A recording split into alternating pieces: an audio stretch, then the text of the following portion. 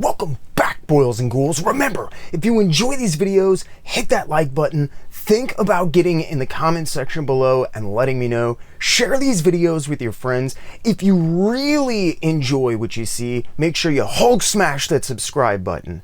If you feel like you're in a position to help the channel grow, think about signing up for my Patreon page for exclusive behind the scenes updates and info, full scripts, uncut interviews, merchandise discounts, and you can even get a personal shout out on my next video.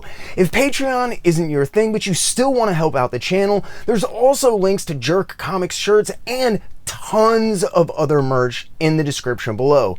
Thanks to everyone who's picked up something and or signed up for the Patreon page, but now get ready because it's time for another deep dive. I did an off the beaten rack episode about Weapon X last week, and in it I said that Barry Windsor Smith simply hadn't talked about the series.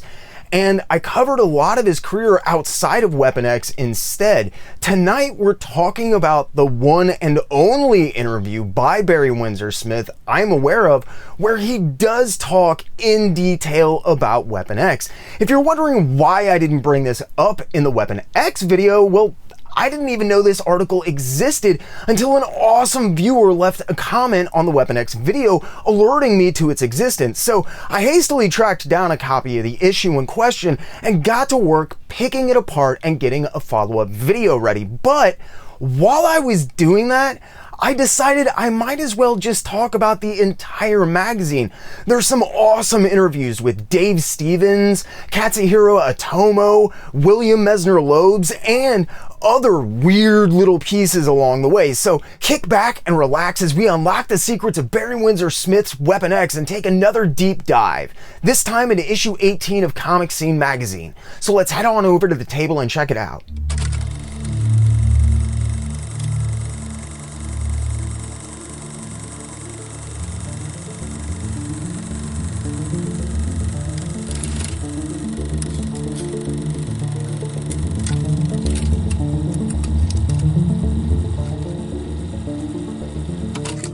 Time for another deep dive. This issue is full of tons of cool stuff, actually.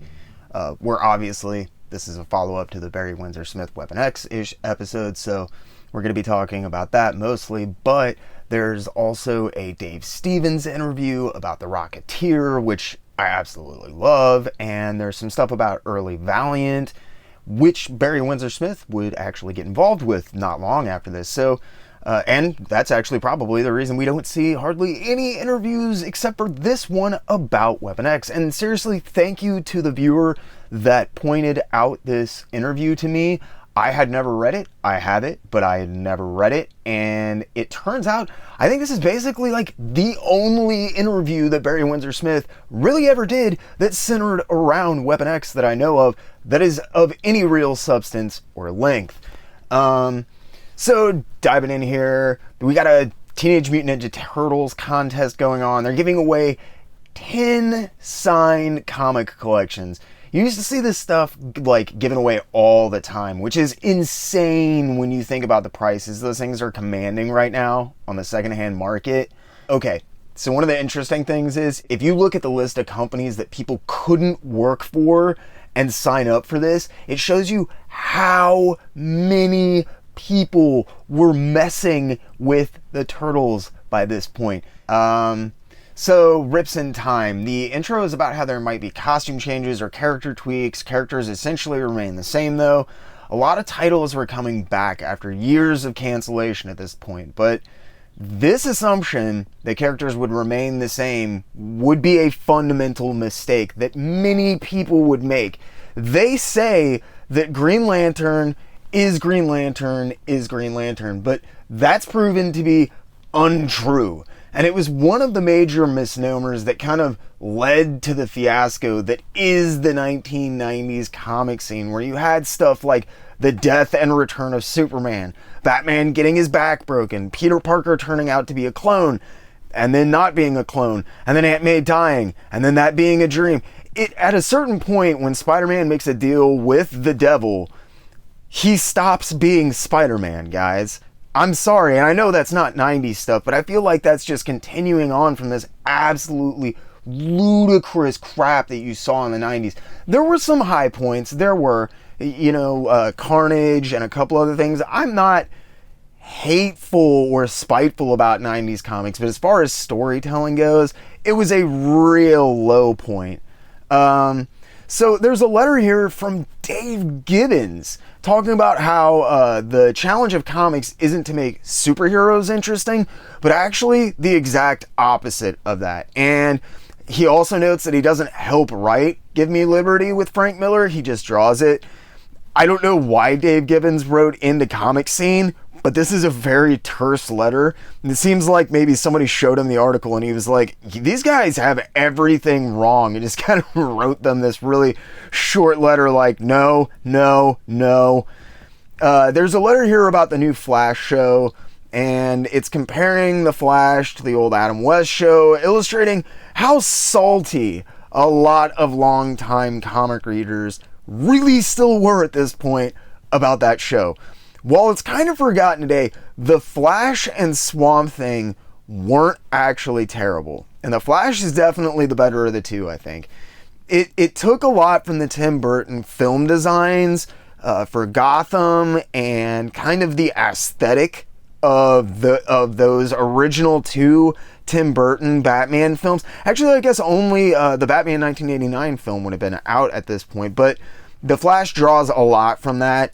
The suit kind of looks silly if you see still shots. It's actually something they have an interview with the guy who plays the Flash in the show. We're not going to talk a whole lot about it later on, but they interview him and he says the still shots do look kind of cheesy from the show, from the way the suit is designed, but when you see it in action, it looks pretty good. I have to actually agree with that. I remember as a kid, I didn't think the comic was all that cool, and then I saw the show, and it actually got me interested in the Flash. And thank God it did, because that was when Bill Messner-Loebs was writing on that series, and like Pied Piper was happening. Dude, the Flash was super, and like Impulse, like that was a great time period. So there's a letter talking about how there are a lot of people complaining about comic scene becoming too much about movies and TV, but how this guy likes it. Now, this was an ongoing debate among magazine readers that would lead to the dark days for stuff like comic scene and give birth to like Wizard, where it felt like at a certain point they weren't even trying to cover or talk about comics anymore, but more movies and TV shows and video games and cartoons that were about comics. I never really got that, and it got super freaking annoying. Wizard took a while to actually just devolve completely down that road, but comic scene did not. I remember, and if you want to check it out, we did a deep dive of the first issue of the second volume of Comic Scene, and it was way better than I thought it was going to be. But this issue definitely shows what I remember being Comic Scene, where it's just quickly devolving into talking about comic movies and comic video games and comic TV shows and comic cartoons. I don't know, Comic Scene kind of lost its way. So there's this letter, oh gosh. So there's this letter, they say that every bad Marvel film that comes out damages the potential for future successes, while DC does stuff like Batman. Marvel is busy doing stuff like the straight-to VHS at the time, Punisher and Captain America movies, which are getting ready to come out. It's really not that interesting of a letter, but he does bring up one point. Teenage Mutant Ninja Turtles. He says he does not mind the changes made for the cartoon, noting that it's not for him, it's for kids, and he doesn't really watch it. And he doesn't consider different colored headbands, quote, raping the source material. Now, I would assume this is referring to a previous letter.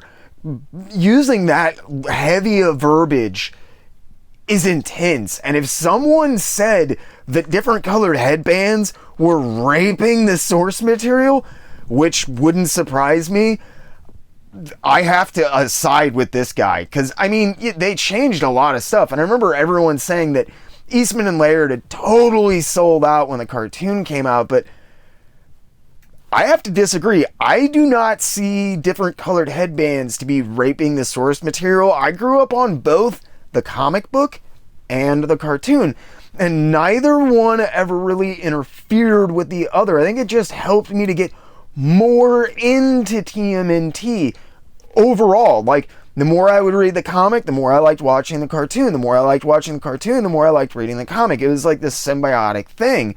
This guy does see the Punisher and Captain America films as raping the source material, though. He says that. It just shows you how crazy comic fans have always been about this stuff. Now, this is not to say that I think, like, Punisher or Captain America are high art. Yeah, I like the Dolph Lundgren Punisher movie. Want to fight about it? I think Dolph Lundgren played like a more insane Frank Castle. And until we got the Bernthal Punisher, he was the best Punisher. Like, that scene where he's naked in the sewers by his bike, just covered in like black soot, sitting in darkness, embodies the Punisher to me. Like, that man is insane. And that movie's cool. I like it. It's crap. It's utter crap. But I don't think it's raping the source material. That is extreme wording. But the Captain America movie is really, really bad, and I don't understand how that movie got a sequel, but Punisher didn't.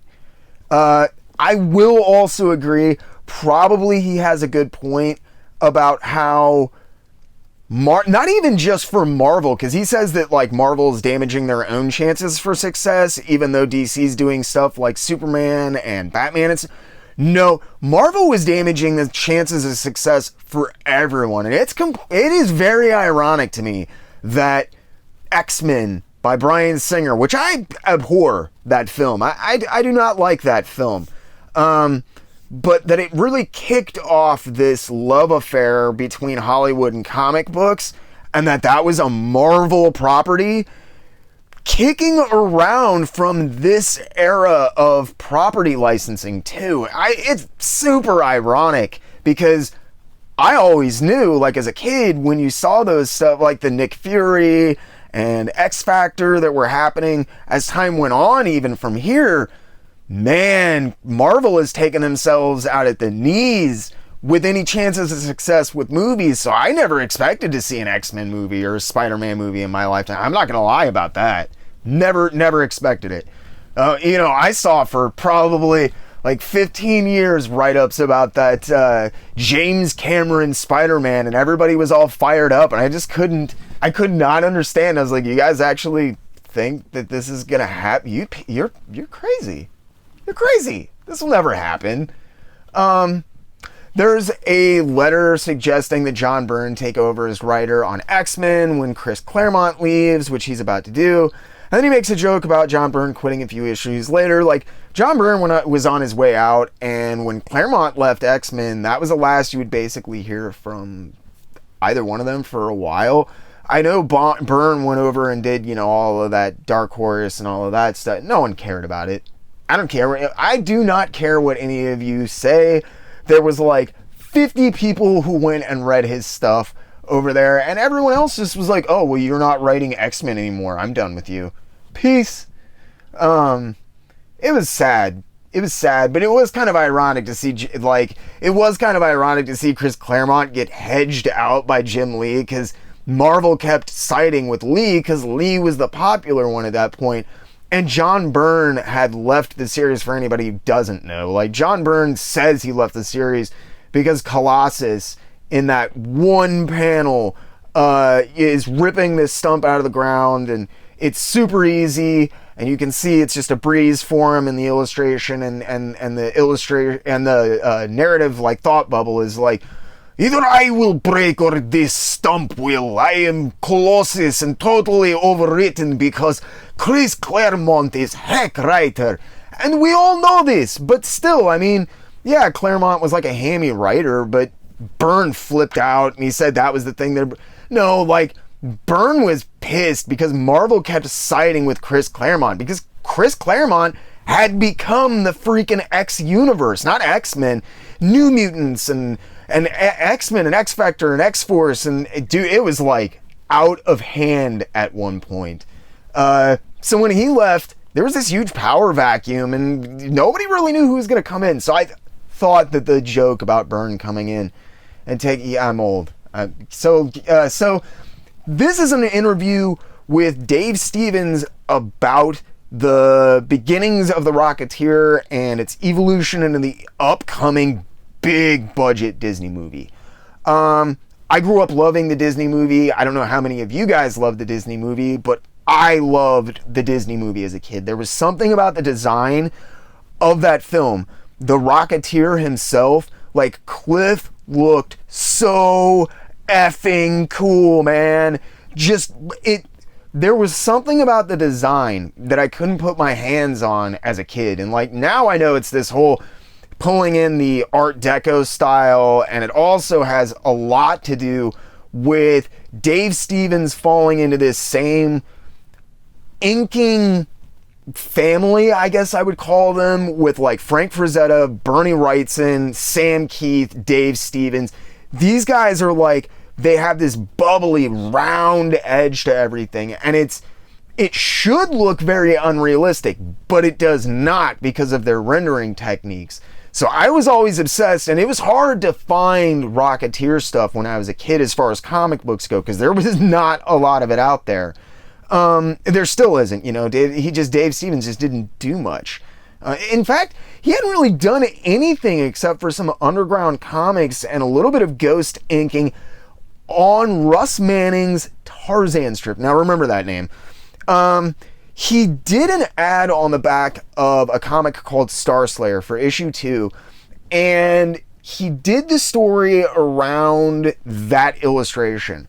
That's kind of something that Dave Stevens would do throughout his career. Is he would do a single illustration, then he would tell a story from it. Now, Stevens didn't do very many sequential stories, but when he did, they were almost all worked like that. It's a very interesting. I don't know of any other writers, as far as especially comic book writers, that worked that way.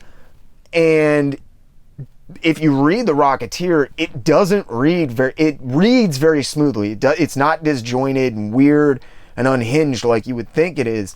He was a very good writer. So it's interesting that he starts with one image, which is that back ad for Star Slayer 2, and then he just builds The Rocketeer from there. But at the time when The Rocketeer came out, Dave Stevens was making a lot of money as I think he was doing storyboards at that point. He was a commercial artist, and he only really did The Rocketeer because he loved comics. I think he wanted to do a comic. He did those backups in the Star Slayer comics, but he had no plans for The Rocketeer going forward. He really didn't. And fans wrote in, they loved it. The art was like nothing I had quite ever seen. Yeah, later I would find, that Frank Frazetta and Bernie Wrightson definitely had a lot to do with it, but there's a lot of other guys at work in Dave Stevens' art if you take a look. So I'm sorry, I could talk about like Rocketeer just forever, because I am kind of obsessed with that series. They talk about the different permutations that the character has gone through, and then they blend that into the different permutations that the film has gone through, and some of the delays that the film went through. Now, interestingly, at one point, Dave Stevens was apparently going to independently fund a low-budget version of The Rocketeer as kind of like a tribute to the Commander Cody the Commander Cody serials from the 40s and the 50s. And they sold the rights in like 1985 instead. And then the project got hung up on a bunch of stuff. The major thing that it got hung up on, though, is a lawsuit from Marvel. Now, I've never heard of it before, but apparently Marvel sued Dave Stevens in 1983 over the name Rocketeer, claiming they'd used the name with their there was some characters called rocketeers, which showed up in a single issue of Daredevil a few years before this. I think it was like 77, 78. Now, they expected Dave Stevens to shut up, back down, and rewrite stuff, rename the character, pay them, and be done with it. But Dave Stevens was not about that life. He had decent money from doing commercial art, unlike a lot of comic book guys, and he was not, like, interested in working for Marvel. So he didn't care about taking them off. He spent every penny that he'd ever made from The Rocketeer, and then some. And he talks about having to set up this payment deal with his lawyer by this point. But he will not back down from Marvel. And he fought them for years in court. He did eventually win, but the fact that this lawsuit went on for this many years and I never heard of it, that shows you how little you really heard about the nitty-gritty of what was going on with the industry. You didn't hear about that kind of stuff. You heard about like all the potential films and like not what was hanging them up, which was guys like Marvel suing guys like Dave Stevens because they're like, no, we own the name Rocketeer. Whatever. The other thing that's like really funny to me is the fact that Disney, of all people, is involved with this Marvel lawsuit because Disney's wanting to do the movie and Marvel's got this lawsuit going on. And if you know anything about the Disney-Marvel merger, you know how close that got to like not happening for a number of reasons. But most importantly being that Kirby lawsuit, because Disney was like, we ain't touching this with a 10-foot pole. And then at the last minute, they decided like, nah, it's probably worth the billions of dollars of property rights to just pay off this family and finally put this dude's name on stuff. So probably the other big reason it took so long to get The Rocketeer done was the fact that Dave Stevens insisted on being an executive producer and overseeing the film. Now, I'd always loved the movie, and the older I get, the more I find out he was super involved with the film. And that makes me happy, because, like, Dave Stevens didn't put out an inordinately large amount of Rocketeer stuff. And if you've ever seen the Rocketeer comic and the Rocketeer movie, they're a little bit different. It's a Disney movie, and one of the big things of Rocketeer is the fact that he's dating Betty Page, man. She's a cheesecake pinup model. She's like half nude half of the time, and they took all of that out. And like, she's an aspiring actress, I think, in the movie, and they had to change a lot of stuff. But it's cool because Dave Stevens was involved with that and he approved of most of this stuff. They dumped the cheesecake angle, and they changed her name from Betty to like Jenny to get rid of any chance that Betty Page was going to crawl out of the woodwork and sue someone. And he did this because Disney was, in exchange, basically willing to let him be an executive producer. They physically replicated the plane and most of the other main props from the film exactly as they appear in the comic. They also say that some of the original casting had to be changed from what Dave Stevens had. And that Alan Arkin is a last-minute replacement for Johnny Quest creator Doug Wildey. Now, do not get me wrong. Doug Wildey's a legend. I love Doug Wildey, but they actually try to make this sound like a name casting decision or something. Like, Alan Arkin is an Academy Award winning. He is an amazing actor. He crushed The Rocketeer. I have no idea what these dudes are talking about. Like, Doug Wildey? Really? Alan Arkin, definitely, by and away, I'm going to say a little bit better than Doug Wildey. Now, thankfully for Dave Stevens, he did kind of get a chance to work with Doug Wildey's creations, at least, in the form of a series of covers for the 1980s Comico's Johnny Quest series, which was being written by none other than the absolutely brilliant Bill Messner-Loebs. And if you want to learn more about that, check out the recent Bill Messner-Loebs Maximum interview I did with him. So one of the other changes that was made was the end of the film not taking place on a submarine, but taking place on a Zeppelin instead.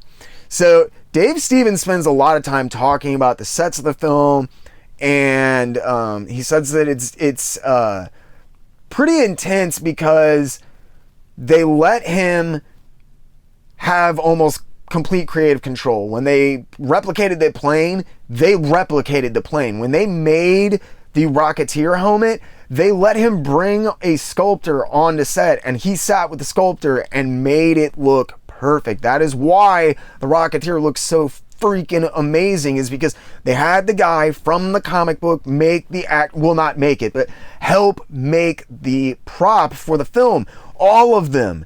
Like, he was there, and Dave Stevens wasn't a hindrance. He wasn't like, oh no, that's, Rocketeer wouldn't say that. Man. He changed Betty Page into Ginny, like a cheesecake pinup model into a aspiring, like, she was coming straight off Labyrinth, and it was like Jennifer Connelly, and so everybody had this like that big-eyed, like, naive sweet girl thing going, like complete 180 from Betty Page. He was not a hindrance, he was a help. This is what I keep trying to say about Hollywood films. Like, we can't have the creators on set because they'd be all much of a pain in my shabba-dibba-doo, you freaking idiots. But anyway, so Steven spends a lot of time talking about the sets, and he says, one of the big things he says is this is different from Indiana Jones because it's, quote, bigger and better. And there's an enormous article, which is basically like an ad for the new Indiana Jones comics coming out from Dark Horse on the opposite page. It was a really weird time in comics where so many people in comics were trying to break into film, and a lot of artists from the 70s who had been big names had left to become storyboard artists by this time, and they were commercial artists for sure in Hollywood. And then all of these people in films were wanting to break into comics and use it as cheap marketing for their characters and movies. It was a weird time. So Dave Stevens talks about how Joe Johnston, the guy who directed, and you probably have heard of Joe Johnston at this point. He was not a big name when this came out. But Dave Stevens talks about how Joe Johnston was actually a replacement director at the last minute, but he's actually happy things worked out the way that he did. And he wants to use the film to launch a lot of merchandise, including the long-awaited third issue of the Rocketeer magazine. But he says that he probably won't be drawing that. He says that he's done with comics, that he's never really liked them all that much. He's a pinup single illustration guy. And telling comic book stories runs basically completely contrary to his nature. This is a real shame, honestly, because Dave Stevens was just a naturally gifted storyteller. Even though his output is more than limited, for anyone keeping track, though, he definitely did not let anyone else illustrate the last issue of The Rocketeer, and it definitely did not come out soon either. It would be another 4 years before the third and final issue of Rocketeer magazine came out in 1995. But it's a real shame that Dave Stevens didn't do more comic book work. It's just, Dave Stevens, he was not all that interested in working in comic books. It's very taxing, doesn't pay that well. He was working in Hollywood. I understand. That's about all there is to the article. It's kind of sad you don't get to learn a little bit more, but there was some fun trivia in there for, a little flip through. So I'm not going to lie. I'm not interested in Indiana Jones anyways, and the comics even less so. I basically was just skimming this article when I realized who the writer was that kicked off the Dark Horse series was, and the guy getting interviewed. And it's William Messner-Loebs. This dude was everywhere back in the day. He legit was involved with Johnny Quest, which gets name dropped on both pages of the magazine here, in completely unrelated articles about completely different stuff. Messner-Loebs says that each 4 or 5 issue arc is going to have a completely different creative team, and that he thinks this was done by Dark Horse because a lot of the people they have were working on the series, not this mini, but would be working on the minis going forward, were like himself and were working on a ton of different monthly series. At this point, William Messner-Loebs was writing The Flash, Wonder Woman, doing pretty consistent Hawkman issues, and doing the Batman strip when this came out. So if you saw the interview where he talked about how busy he was and how long it took Sam Keith to convince him to do the Max because of this, as well as a few other things, you'll have to listen to the interview to find out. You'll know he is not lying. Like, they consistently are talking to William Messner-Loebs. It's not because they are trying to sell him or use him as a big name for the magazine. It's because he's working on freaking everything. The man is a machine. Now, Dan Barry is the other guy that they talk to. A lot of younger people probably don't know who Dan Barry is, and I guess probably a lot of older guys might not too. He didn't work on a lot of the bigger name stuff, but he ran around with Byrne Hogarth and a few other titans, as well as some super well-respected dudes back in his day. And Dan Barry actually took over the Russ Manning Tarzan strip from Byrne Hogarth for a 3-year stint after I think a year. No. He inked on Hogarth for 3 years, and he was on the strip for a year. Because then he went and he relaunched Flash Gordon, the daily strip. And man, he hit it big with that. His work on Flash Gordon was super well respected, and he had some really big, some incredible people assist him on that strip over the years. Originally, Harvey Kurtzman was the writer, but they did not get along. Now, granted, Kurtzman is super well known for people finding his demanding eye for detail and his more than controlling nature to be just suffocating to work with.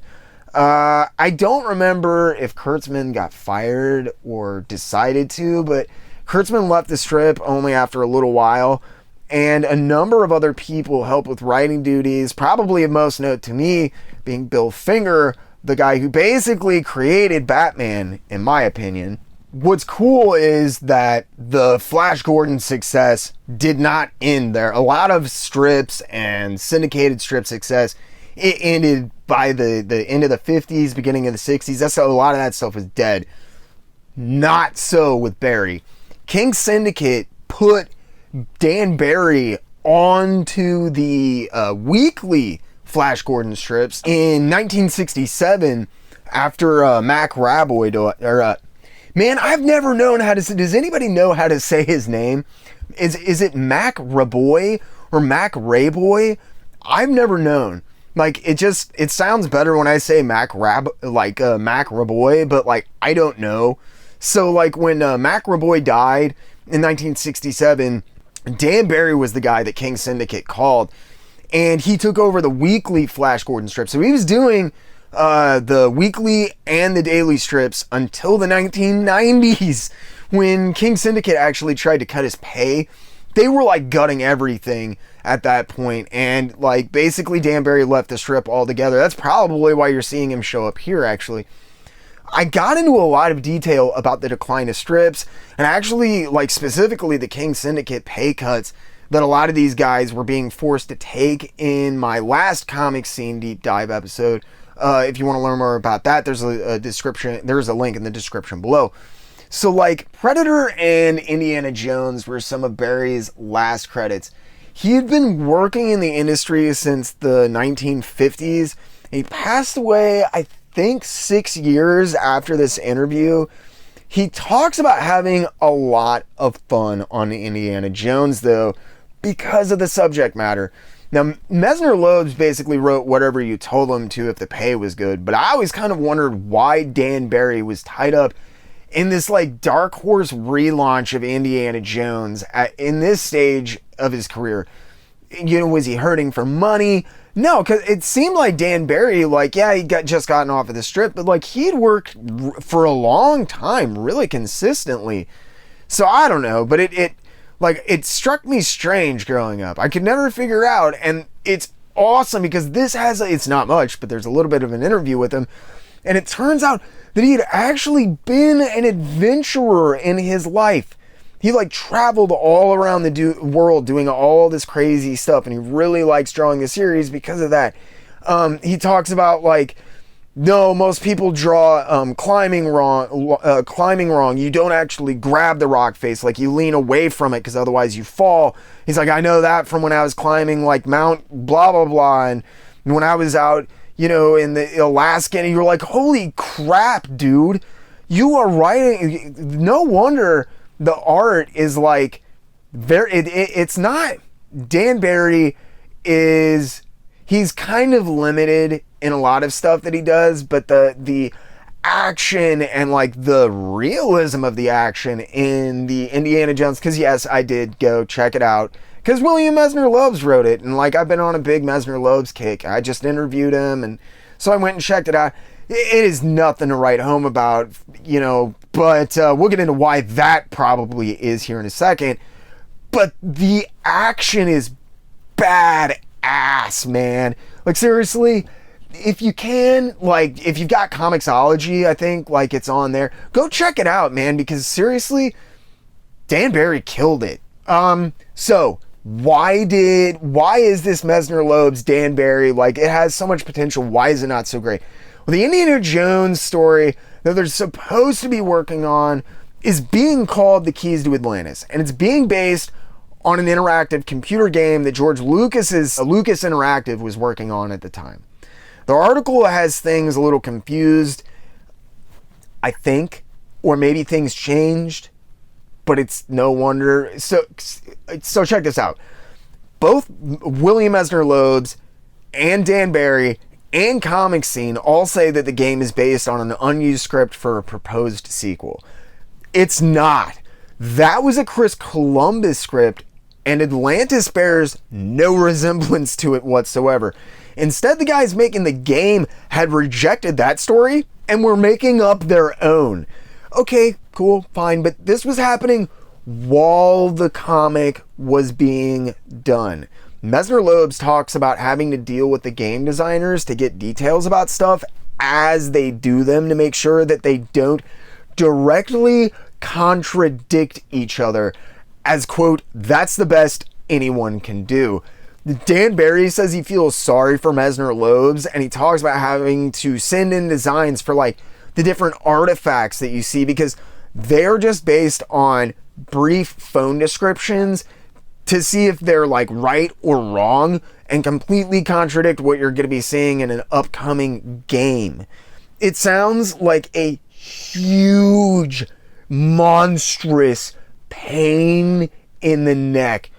So weirdly enough, while Keys to Atlantis would become the game The Fate of Atlantis and is not based on an unused script, the next two Dark Horse minis that followed in this series of minis are based on unused scripts for Indiana Jones movies that never got made. It's super funny that like they think this is the one, and it is totally not. To the best of my knowledge, it's not based at all on that Chris Columbus script that I think that they're referring to. Yeah, that's about it. I'm not going to get much more into that article. I will say, like, if you like Dan Barry, if perhaps somehow you are a Flash Gordon fan, or just a Messner-Loebs fan, you're on a kick like I am, hey man, if you can find it digitally for cheap, check it out. Or bin diving, man, even better. You know, pull those things out and read the dusty floppies. That would be the way to do it, I think. But don't pay much for them. So, moving on. This is an article about relaunching Magnus Robot Fighter for Valiant. This article is interesting for a few reasons. First, this is one of the first few looks at Valiant's work before the speculators boom really like took hold, and everyone either loved or hated their work at this point. There were some people who were totally on board. They were absolutely rah-rah from get-go because of a few things that we'll talk about. That's the few things that you always hear cited about Valiant. Or they absolutely hated them. it was interesting because I think that a lot before 1992 when Image came around and Valiant started paying, and I'm just going to say it, Valiant started paying people off to try to get any amount of coverage that they could beside those Image guys. Because if you do not know, the guys who wrote and ran and started Wizard Magazine, Gareb Shamus, as we all call him, as many of us call him, Gareb Shameless, was at the founding meeting of Image Comics. They were extremely vested in the success of Image Comics. So while Valiant got a lot of coverage, I'm not going to lie, they got a lot of coverage. I think they paid for it, and the Image guys probably either didn't or they got it a lot cheaper. So secondly, and perhaps more interestingly, I don't know if they planned it this way, but man, is this all tied together. So this is Magnus Robot Fighter, a relaunching of a Del Gold Key 60s series, and it's by a guy named Russ Manning. And Russ Manning is the guy who created and originally drew the series for Del Gold Key in the 1960s. What's interesting about that is that Russ Manning was also super famous for his work on the very same Tarzan strip that we were talking about previously, and then he took over the daily and weekly strips. And if you remember, one of the guys who helped ink on that title was a young on that strip was a young Dave Stevens. So like a total 7 degrees of separation here. It's pretty interesting. I don't know maybe if it's because Comic Scene just knew a tight-knit group, or maybe things just worked out that way. I thought it was interesting. Probably you don't find it as interesting as I do, but whatever.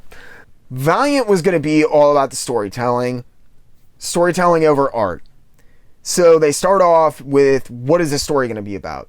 The Valiant series is going to pick up right where the Del Gold Key series left off. And what's interesting is, as much as they talk about the story, already here we see mention of the gimmicks from Valiant, one after the other. And it is undermining any ability that I have to take this article seriously. They're going to be doing a limited set of trading cards that you'll have to buy each issue to collect. I think there's 5 of them. They're going to be doing a limited edition issue 0, which you will have to collect coupons and cut out from the first 8 issues to mail in and get. Like, it's crazy. This is on the first page of an article that's supposed to be introducing me to the world of Magnus and Jim Shooter's love of this character. I'm like, I already know about a set of trading cards and an issue 0 that I don't care about. And for anybody who doesn't know, even though I actually think that it's cool how they did the gold label, I think it was called the gold label program, but there was a gold label edition of Magnus Robot Fighter.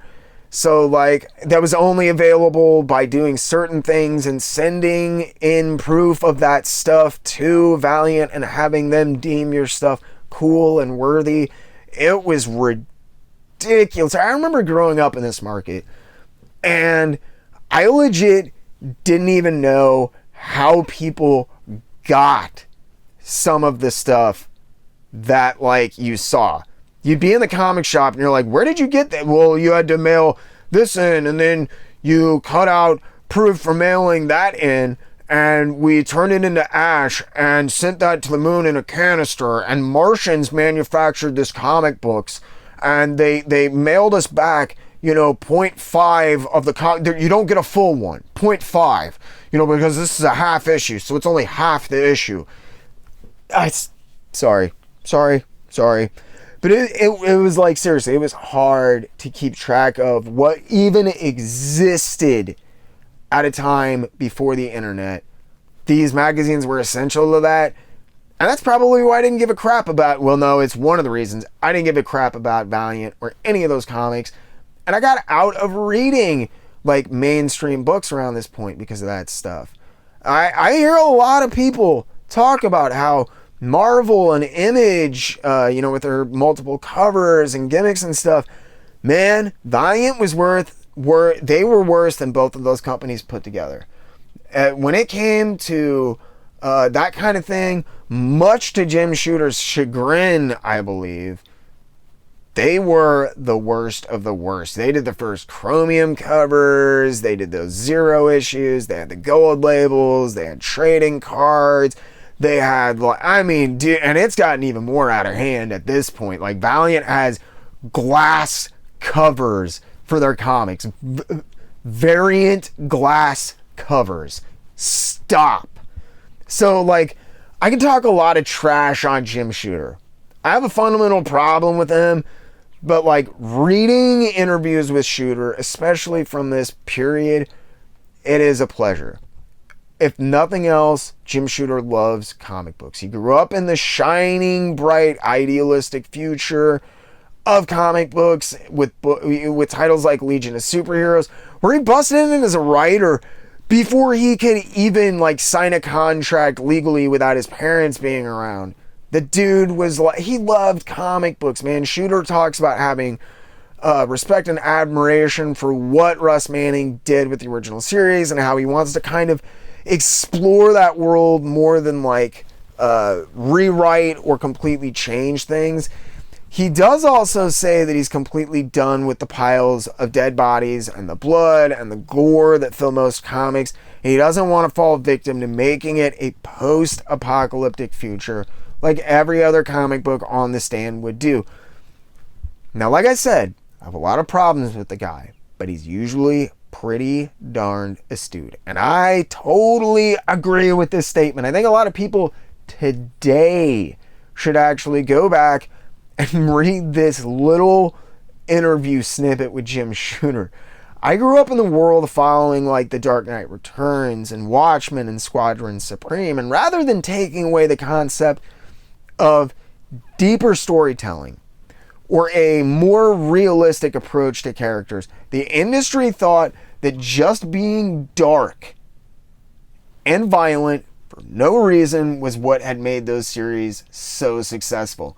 Shooter is fully aware that is not the case, and while Marvel and DC and Image, for that matter, are all hitching their wagons to that fad, Jim Shooter is off doing this thing he set out to do, which is resurrecting the Del Gold Key characters. This time in a shared universe and under a shared publisher banner that acknowledges that fact. Jim Shooter goes on to explain that there are little toss-away lines that leave open these really big opportunities from the original series to explore the world of Magnus. And that's what they want to do with the Valiant series. Pay respect to the world that Russ Manning built, and maybe even tell some of the stories that Manning might have told as he was being given more and more control over the series before it ended. But he doesn't want to be a copy of the original or a copy of the other books on the stand. He's very adamant about both of those facts. He talks about the art and the story and how important it is to have good art and good story, and he's totally right. I think they're both essential to a comic book that stands as a lasting testament in most cases. But all things considered, I have always I don't like Valiant's work. Even the Barry Windsor Smith stuff, Valiant just did not work for me. Plus, I hated the coloring that they insisted on for that entire line of comics is just god-awful. So on top of the world that Russ Manning built, Jim Shooter says that he told all the artists they could draw however they wanted. Totally in their own styles, but they had to stay true to the original designs. So it's actually pretty cool. He talks about setting down like 3 famous artists, and one of them is Bill Sienkiewicz, and telling them to draw the Empire State Building. And Jim Shooter is like, it would probably be like 500 feet tall, but you would recognize the shape and they would all look very different from each other. I know this sounds like elementary to a lot of us, but there's a lot of people in comics, even today, and even more at this point, that fundamentally do not understand this concept. They don't grasp the idea that different artists draw things differently. They have an artistic style because they're artists. They try to push styles, not designs, which is a much more realistic and rewarding way to go about things at Valiant. And you're also invariably going to get way better work out of an artist when they're allowed even a modicum of creative freedom. Really, there's not much else to the article because not a lot had come out. It's interesting to see Jim Shooter so idealistic.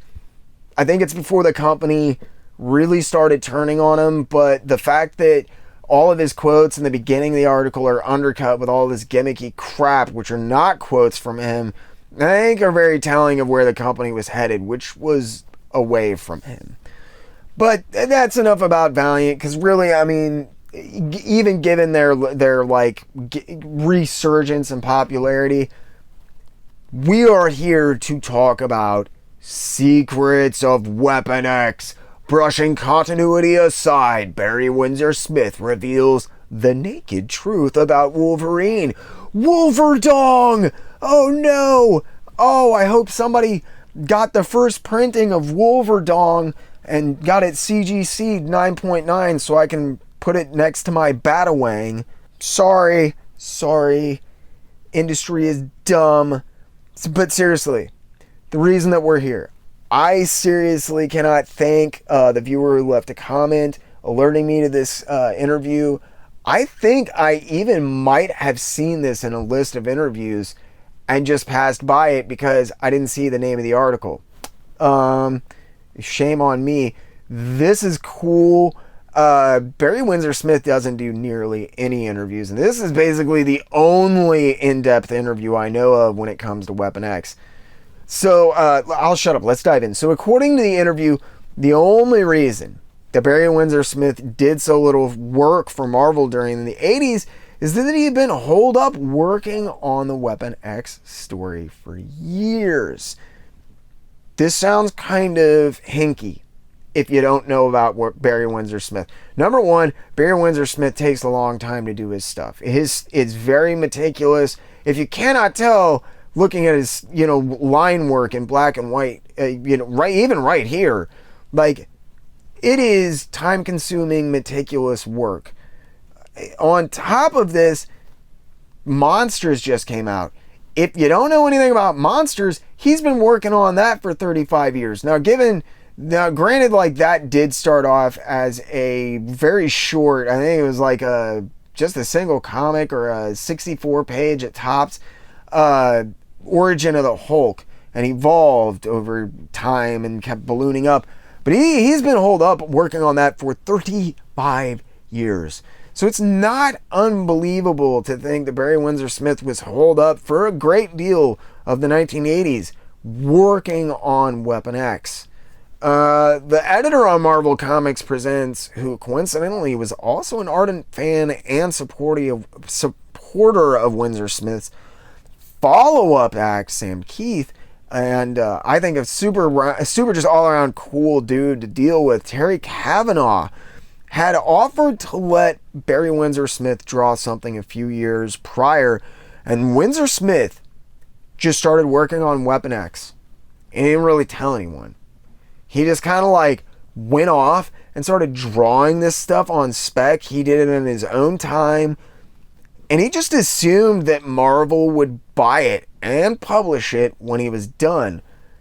That is a ballsy move, man. There's 108 pages of published Weapon X material, and there's 40 more pages on top of that Windsor-Smith at least partially completed for the series that were, we'll talk about that here in a second. So there's like 108 finished pages and 40 more pages, some of them at least, are finished.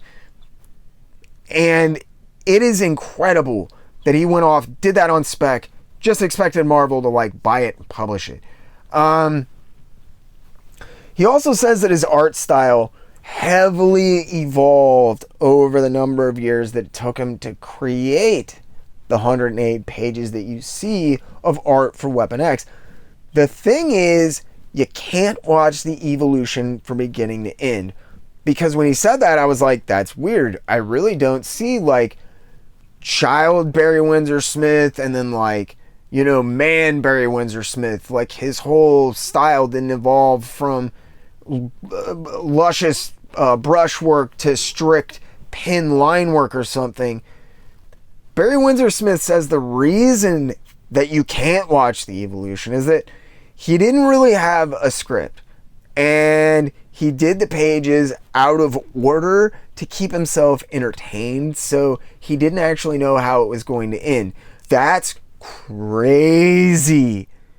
The similarities to Dave Stevens, like, these guys were just inherently born gifted storytellers and artists, like, make me so angry, because most people have to sit down and laboriously work out something. And it's not that Weapon X is, like, super intricate. It's a pretty bare bones story. There's not an extreme amount of stuff going on, but most people, when they sit down and they don't have a game plan, they get completely scattered. And, like, somehow Barry Windsor Smith even managed to draw this out of sea. He didn't just write it, he just drew, like, woke up one day and he's like, yeah, I want to draw Wolverine in a vat, and then wrote how Wolverine got in the vat. Like, that's crazy. If it were anyone else, except for maybe, I guess, Dave Stevens, I'm not sure they could have pulled it off. Like, even gotten the story finished. And if they did, it sure as hell would not have been anywhere near this good. Now, another thing is, Barry Windsor Smith is a lot like Garth Ennis in a lot of ways. They both came up in comics, a field which has become overrun and dominated by superheroes, and it's not a healthy thing, and they do not like this. In fact, they both seem to not only abhor this fact, but to be angry about it at points. And, like, despite making it in the mainstream industry, Barry Windsor Smith achieved his first notoriety on Conan. Not as sporadic issues of, like, Avengers or Iron Man or Doctor Strange or even the X-Men or even his 80s Machine miniseries from just prior to this that he hijacked from Herb Trimpe, who was originally heading up that series. Now, Barry Windsor Smith says that Wolverine is one of the very few characters that kind of interested him, because he was basically a normal guy, except that he has these, quote, weird spikes coming out of his hands. And, like, I think this ties into Smith's hatred of, like, superhero books by and large. He just can't bring himself to give a crap. And, like, Barry Windsor Smith jokes that even then, Wolverine gets drugged and abducted on page 8. He doesn't really say another word until page 80. So, because Wolverine is drugged up, he becomes like an almost backseat player in his, like, own story.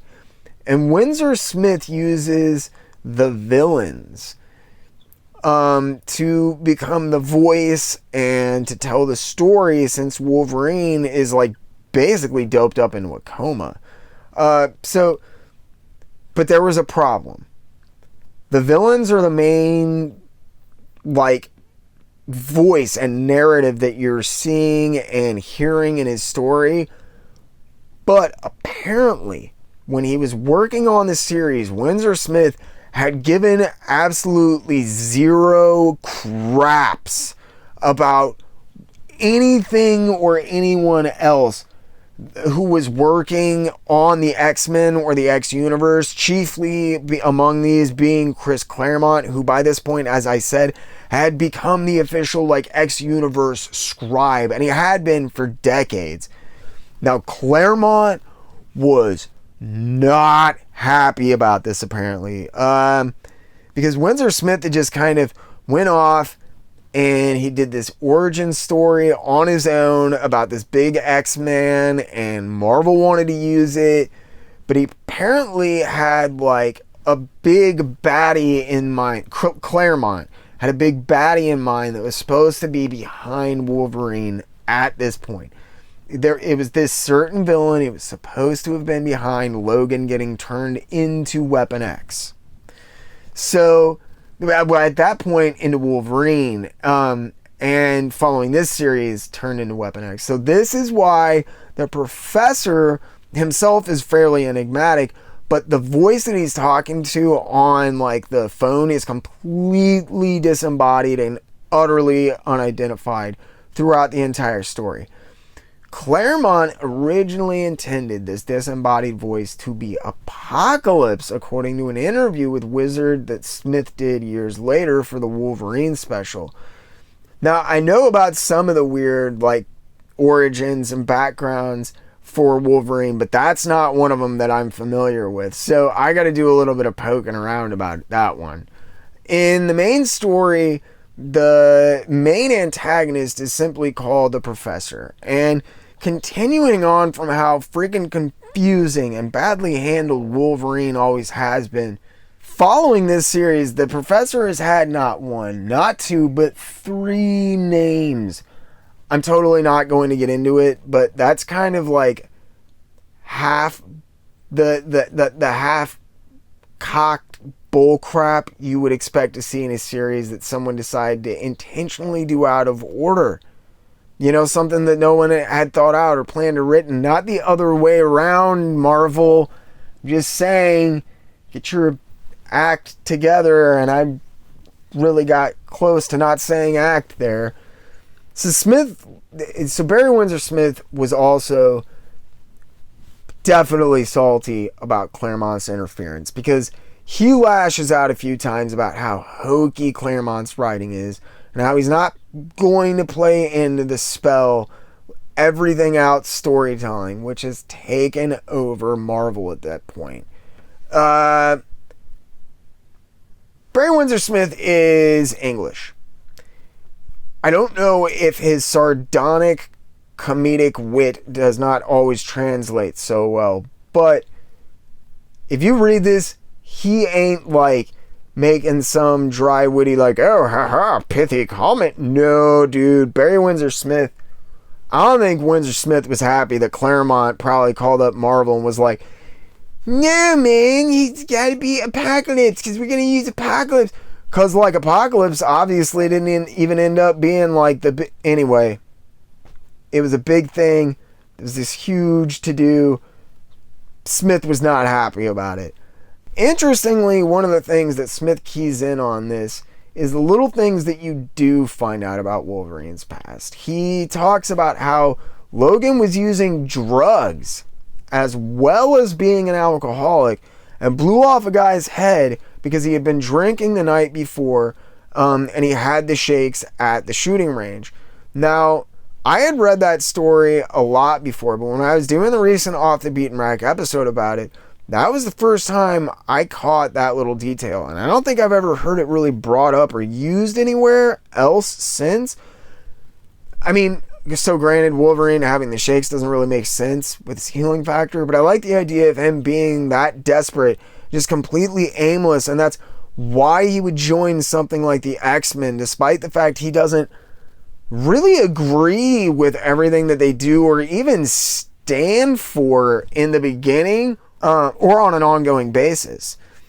It's deceptively deep storytelling, and with Smith, it is hard to tell how much of it is intentional or his amazing ability to use minimalism and allow the reader to fill in logical gaps and create their own story and narrative given the information that they've been provided with about the character that he's writing. This is what, in my opinion, made Smith's Conan so utterly effective. Now, Conan can be an interesting character, but he's usually not. And usually that falls on the writer, because it's difficult to handle Conan at this point. He's done everything, but he hasn't done everything well. He's been a king, and he's been a pauper, and he's been old, and he's died, and he's come back, but he hasn't done all of that stuff really well. Everything Windsor Smith ever did with Conan was just extremely well done. And it was minimal. It let you fill in the gaps and create this idea of who Conan was. Because I think if they'd gotten too much into Conan's head, you probably would have disliked Conan. Dude was a bloodthirsty psychopath who liked to murder people. And I'm not sure you would have really liked him as much as you did, except for they knew kind of, and it was, I think Roy Thomas mostly did the best stuff with him, like Red Nails and a few other things. It's verbose, but it's not necessarily Stan Lee verbose. So, anyway, getting back to so Barry Windsor Smith also talks about the original ending of Weapon X, where Wolverine, like, basically he escapes and he goes charging off into the woods, and that's how he is going to run into the Hulk. And this is going to tie directly into his first appearance in Hulk 180. Yeah, I said it. So from the sounds of it, though, basically he scrapped that idea because Wolverine is butt stark naked throughout this series, and it didn't really make much sense to have, like, the ending tie into that first appearance where he was wearing his costume. I don't know for sure, but I would assume that this is the original ending that we never got to see, that Barry Windsor Smith was going to include in the deluxe Weapon X hardcover from Marvel a few years back. But they can't play nice. They cannot play nice together. When I was researching, there's a gallery edition, I think is what it's called, from some weird offshoot publisher. They're pretty small. That's an artist's edition. It's not called an artist's edition of Red Nails. They said the reason that IDW didn't do it is not because they couldn't get the original art. It's because they could not get along with Barry Windsor Smith. They just couldn't get along with Barry Windsor Smith long enough to do it. So I don't know if I can lay... Like, Marvel's kind of a heartless corporation. Normally I'd be like, yeah, well, they probably screwed them. I don't know, man. Like, IDW seems fairly on the level, and definitely, God forgive me, I can't remember his name because he's a saint among men. God bless his soul that came up with the idea of the artists books. But man, like, they treat that stuff with utmost respect. I don't know about the pay on them, but I do know that they treat that material with the utmost respect. And that the rumor, basically the rumor mill was that the reason that IDW didn't put out a Conan collection is because Barry is so hard to freaking deal with. It's kind of sad. It makes me think that probably will, at least while he's alive, never get, which is probably getting, man, it sounds bad. You know, he's getting up there, so maybe we'll see it during my lifetime. But we'll never get to see that wonderful 40 freaking pages of extra material. On the upside, I don't really like the idea of that tie-in with, like, Hulk 180 anyways. Because, like, either you have to have him get his costume for no reason, or you have to show up butt naked, snarling like a psychopath, having just beheaded a bear, and, like, gutted, I don't know, a couple 100 Canadian servicemen. Like, it just doesn't... So, like, if that's the ending that we didn't get to see, okay. But again, going back to that Enos comparison, it becomes, like, very evident why you didn't see a lot of interviews with Smith where he talks about Weapon X here. He calls the medical procedure complete mumbo-jumbo and says that the idea is complete nonsense. He craps all over the character and the idea, and you kind of get the feeling that maybe this is why, like, maybe it's his dry, sardonic wit. Maybe. He's English, and it's hard to inflect the way someone is talking with nonfiction. There's enough bashing on the industry and specific people's work. I get the feeling that by this point, Smith legit just didn't give a... There were 0 F's given this day. He says that he doesn't read any of the X-Men books. Never really has. He doesn't give a toss what Claremont says or thinks.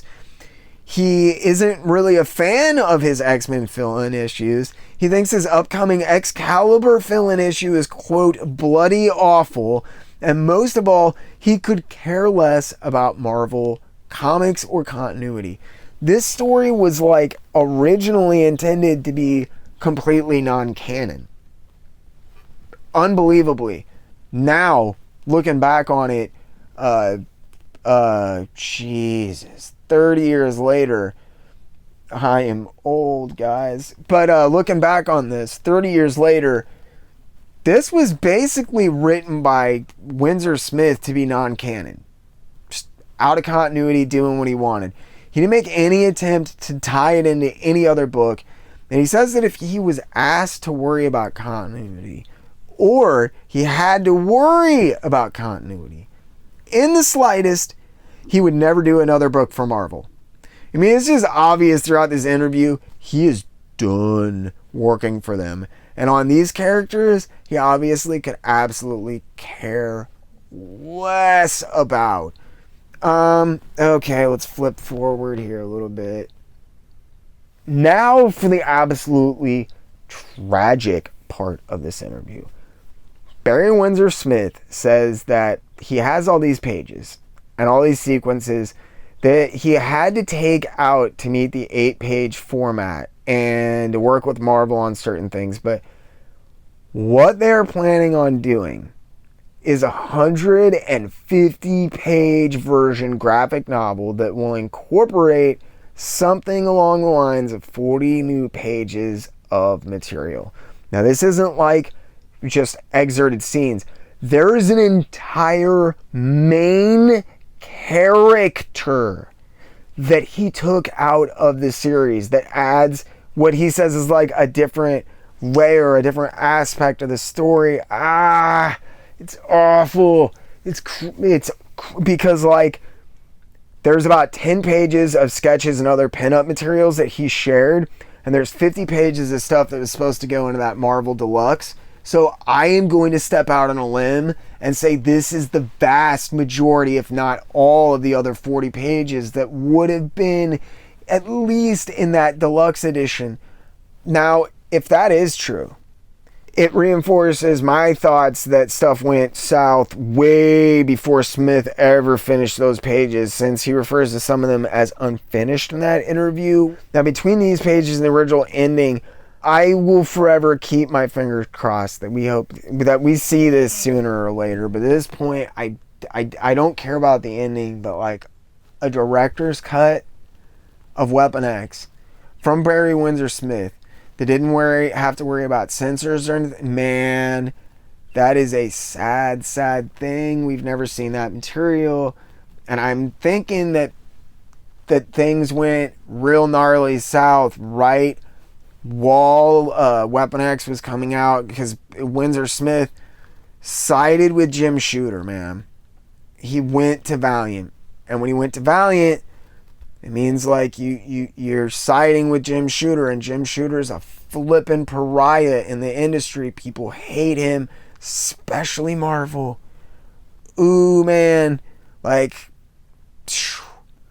but speaking of censors, he says that Marvel actually wasn't that awful to deal with, but that at one point he did a certain illustration of Wolverine that was full on frontal nudity. That Wolverwang, man. And he did it without really thinking about it. So he was turning in the art, and he realized what he had done when he was in the offices, and he like took a scalpel and he was like etching and scraping. And then eventually he got a whiteout pen, and he was trying to put a pair of tighty whities onto him, which was also awful because he's actually stark naked for the entire rest of the series. Like, he never shares how what illustration that is or how he fixed that, but I'm assuming that he fixed it. So I don't know. I just thought that was funny. So like they get into what he was what he has coming up from there. And like Barry Windsor Smith talks about his Life Death sequel that actually ended up becoming an Estrada story. I know a lot of people were confused that I didn't bring it up or talk about it in my last Barry Windsor Smith video, but like, I'm going to be honest, the truth is, I don't like it that much. It isn't that it isn't like up to snuff, or it's just that like, unlike a lot of Smith's reworked stuff that starts off life as something else, the characters just don't act like they should. I never got over the fact you could tell it was supposed to be Storm. It just wasn't changed enough. It didn't undergo that monster's transformation where it transcends the original source material for me.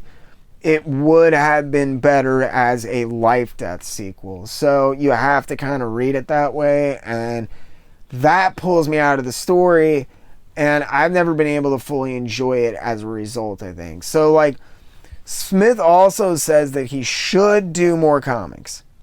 But there are two big problems.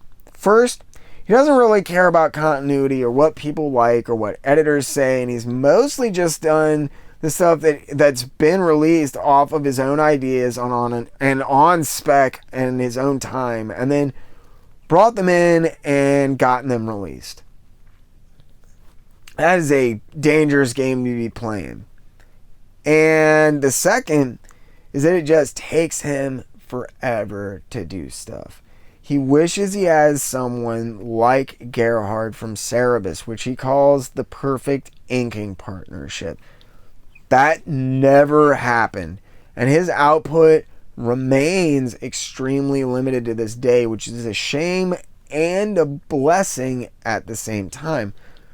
There's not a ton of crappy, like, you know, talentless hacks that just went at Barry Windsor Smith's stuff for the most part.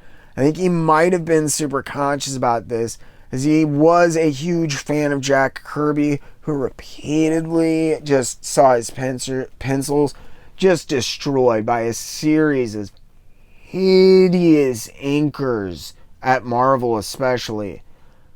So Smith is not super revealing about Weapon X, but that's definitely more than you will find in every single other interview he ever talks about out there. It was also interesting to find out that he was looking for an inking partnership. And this is a real shame. I don't know if it has to do with the intricacy or his demanding personality, or in fact his somewhat just I guess grating personality to a lot of people, but it is a shame to me that he never found that partnership, as I would have loved to have seen more stuff from him, especially as he moved into stuff like Storyteller and stuff like that. And I will get into Storyteller because I didn't necessarily preach on it in the Weapon X video. Storyteller is an absolutely it's a stellar series, and it very much worth checking out.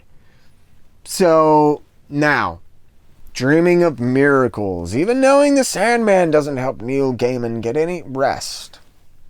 Yep, Neil Gaiman's important. I get it. So like, this is only a few years into Sandman. So while it's at his best-selling, most high-profile work at this point, it's nothing compared to what he would become. And it is cool to see an interview with Neil Gaiman where he talks about stuff other than Sandman.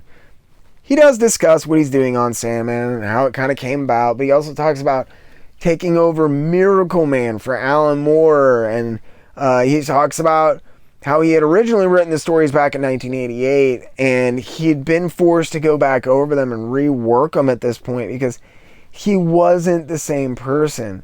He had to find what made the stories interesting to him now and then work that into the story as the main concept.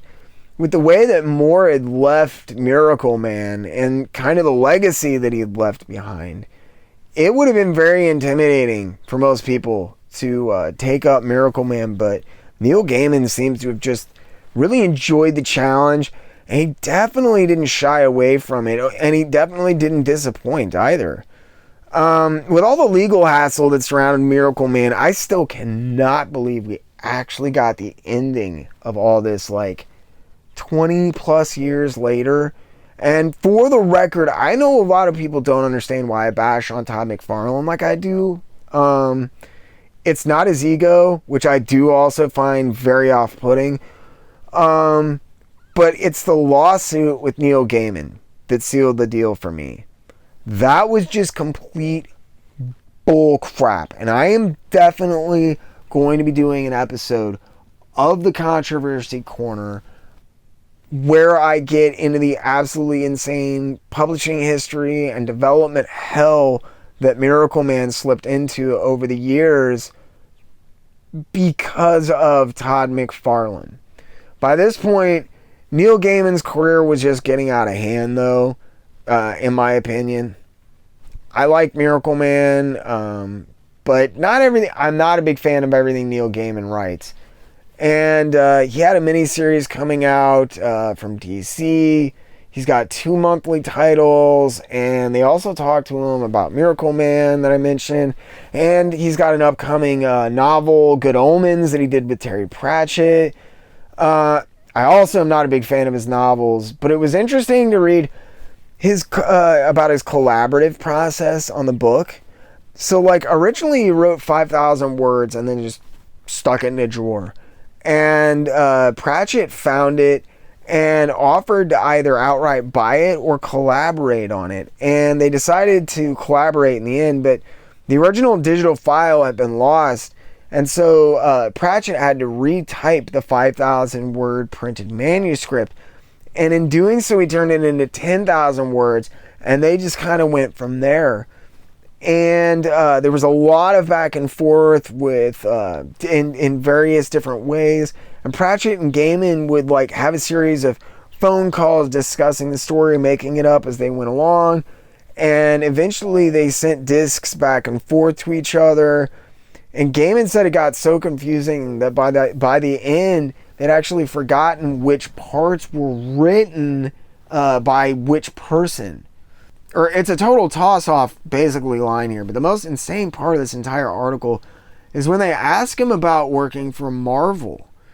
He says that Marvel just wouldn't go for his ideas.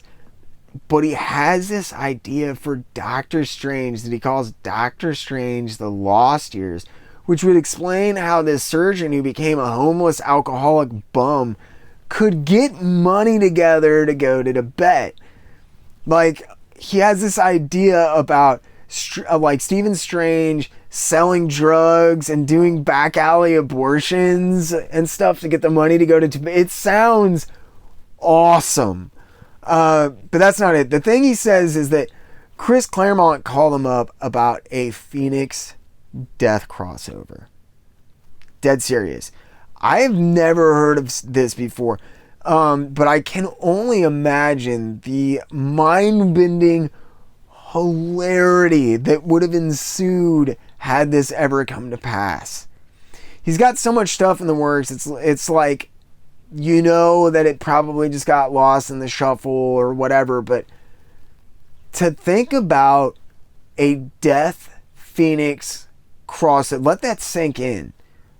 That probably would have been drawn by Jim Lee. Like, what is that even? And like, he says that like they want to do it. Like, he's excited about it. I'm gonna have to do digging. I want to find out what happened to this Phoenix Death crossover. Like, was this sanctioned by Marvel? Did Claremont just call him? What's going on? So he's got so much stuff in the works. It's literally just basically annoying. It reminds me why I got burnt out on buying stuff just because of his name. Like, the thing that sticks out here, they do talk about the high cost of living, which was an absolutely stunning miniseries. If you've never read it, I cannot recommend it highly enough. I guess the other one is it's called Black and White World, and it's a Batman story they did with Simon Bisley. I've never read this one, But when I found out about Bisley and Gaiman working on a Batman story, both at the height of their powers, well, I'll be sure to check back and let you know what I thought, because it looks nuts. The story is bizarre, but it didn't come out like it was supposed to. And I think Gaiman got rid of what he was working on, and they ended up doing an 8-page short story in the second issue of the first volume of Batman Black and White, which was an anthology series. Okay, fast footnotes.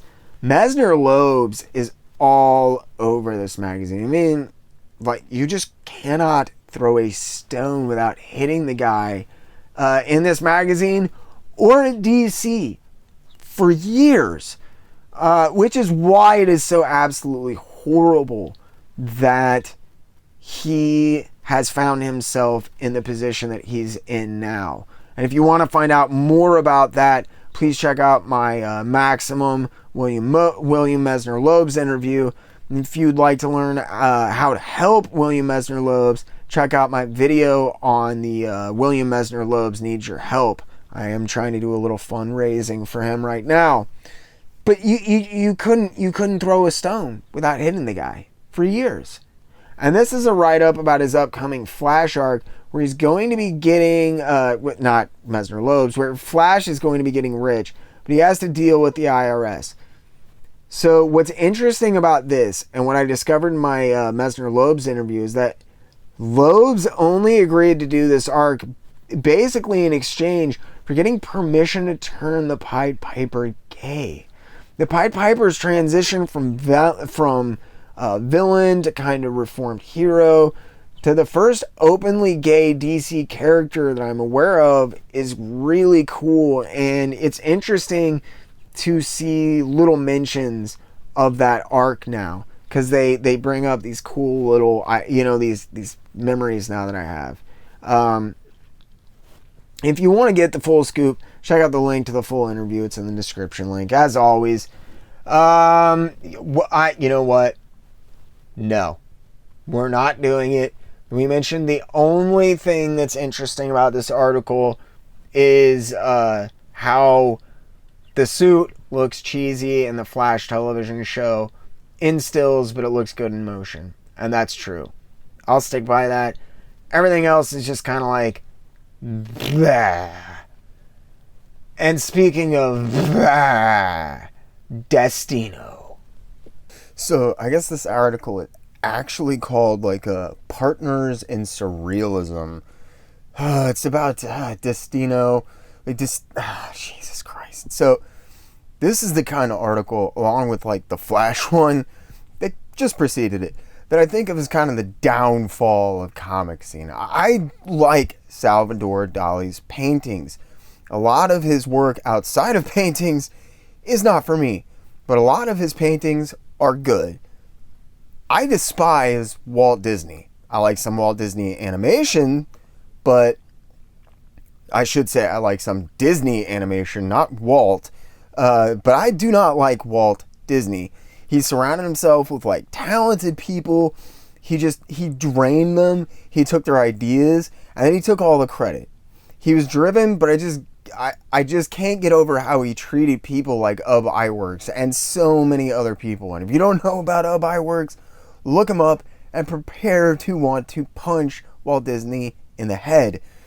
But this is a piece about the proposed Salvador Dali Disney collaboration, Destino. It was never officially completed during either of their lifetimes, but there was a version created from Dali's storyboards that was eventually released on DVD years ago that I saw. It was like a lot of Dali's animation and film. It was just confusing and weird and kind of boring. The imagery wasn't even that engaging. It was mostly lifted from like sections of previous compositions that Dali had done.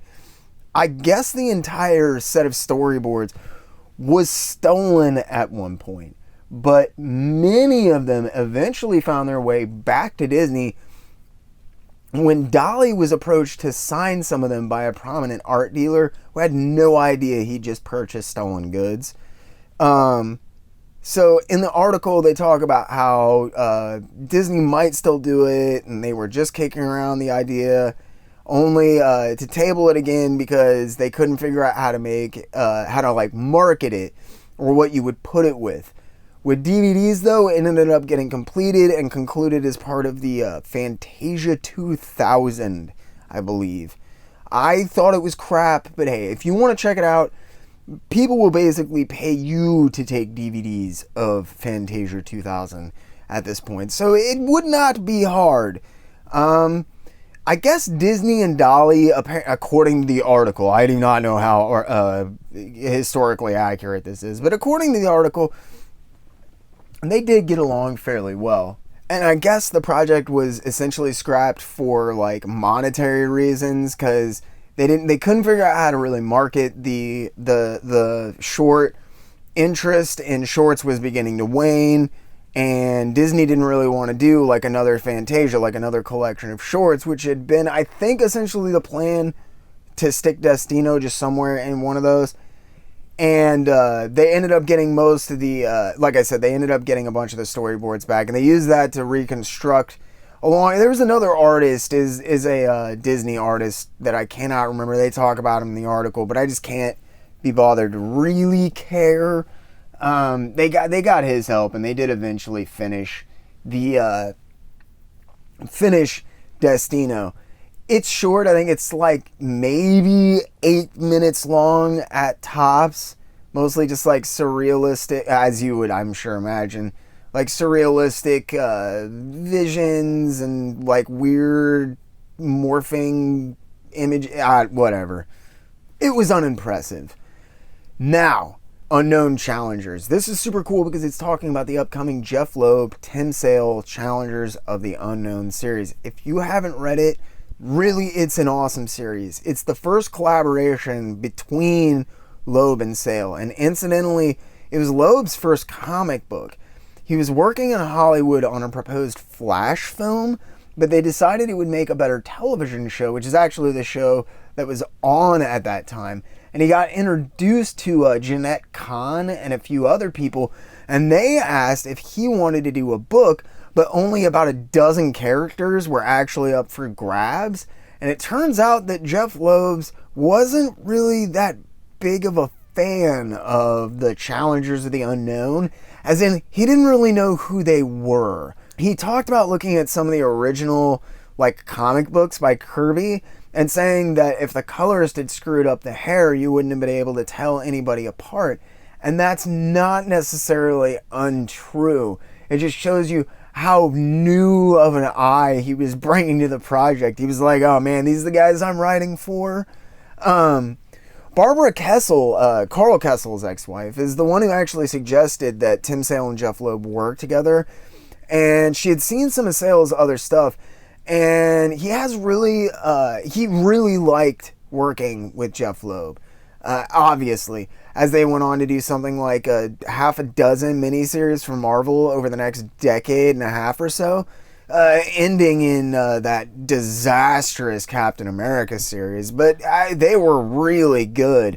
I actually never finished that Captain America series. I took a break from comics in between times when issues were published. The years in between. So Jeff Loeb sounds like he really fell in love with the characters of Challengers of the Unknown while working on the series. And it was awesome to read Sale's quotes as well. He talks about owing Jack Kirby, not because his art is so much like his or they're even really drawing off of what he did, but because it's important to remember you're working with stuff that other people created in the comics field most of the time. Sale says that most people like forget or they just don't care about this fact, and he thinks it's important to talk about those who've come before you. I respect the crap out of this, and it was a super cool thing to read, especially from two such level-headed guys talking about comics at this point, just before things got so absolutely out of hand in the next few years. I don't really want to get so much into the story about Challengers of the Unknown and like ruin anything, But I will say that you definitely don't need to be a Challengers fan or know anything about them to appreciate the series and enjoy it.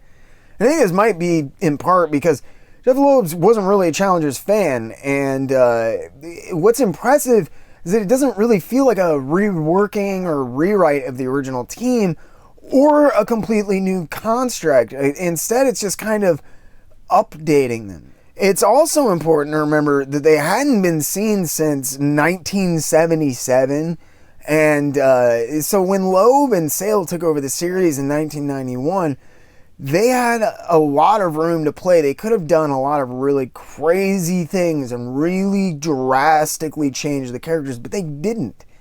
It does suck that I think Jeff Loeb wanted to go in a slightly different direction with the story here, but wasn't allowed. And I can't get too much into that without ruining the plot of the series, and I don't want to do that. I know it's super old, but it's one of those undiscovered gems that most people just don't remember. I really should do an Off the Beaten Rack about that one, actually. It's a great series, but I guess it wasn't originally intended as a mini. Originally, Sale and Loeb wanted to spin it off into a monthly title, but it didn't really catch on. Unsurprisingly, given the characters hadn't really appeared since 1977. I wish it had gotten picked up because this is a cool take on these guys, and it really helped to reignite interest and help remind people who the Challengers even were, and in that era of comic books. This was in 1991, this is the beginning of the first wave of creators who came along, who were drawing on those Silver Age stories and really paying homage after the 80s, and then things got really bonkers in the 90s. With the Image, and I'm burning on Image. I'm just saying that they dramatically shifted the what people wanted from books, from like stories to art, and art was the focal point. So there wasn't so much like drawing on Silver Age art going on. You know, it was like who can draw like Jim Lee or Rob Liefeld or whoever this week. But it really is worth checking out. It's a great series. It's a little bit dark, but it's not like super depressing. And it also doesn't follow the superhero comic book tropes that you would imagine a book like Challengers following. It is based on Jack Kirby material, and they don't betray that, which is difficult given the fact that they take a very updated view. It's the Challengers now, and they've basically merchandised themselves out. And a long time ago, they decided that really almost dying, saving the world like every week might not necessarily be for them. They've saved the world, they've done that, so they merchandise themselves out. And then like something really gnarly happens, and you kind of expect the team to like come back together, and they're like, okay, we have to figure out what's going on and find these guys, and like that is not exactly how the story unfolds. I don't really want to get into too much more of it, but really do seriously check it out. It's so interesting. Jeff Loeb wasn't the jaded individual that he would become later. If you don't know about Jeff Loeb, he lost his son to cancer. And in my opinion, and this is not a slight on the guy, that trauma really brought a darkness to his writing, and it's not like a pleasant darkness that lets up or you feel like you're learning. It's very much like depression, and like a lot of his comics felt like a very, very unhealthy catharsis to me. Challengers is like one of those series that it's kind of fades in and out on trade paperback even, but if you can find it, it's not easy to come by in back issue bins and like complete runs. But if you do find it or a trade, it's worth even paying $20 for it. It really is. It's worth the $5 an issue. You will dig it. I don't even think it listed for $20 when it came out. You probably get it cheaper than that. So an Eternity in Hell. Eternity has been away for so long, he's almost forgotten, and he's not happy about it. Okay, kid. So, who is Kid Eternity? Kid Eternity is like one of the quality characters that DC basically ended up with when they bought out Captain Marvel, essentially. They sued the crap out of that company. When they couldn't afford it anymore, they decided, hey, it's time to to throw in the towel. DC bought them out. They shelved all the characters.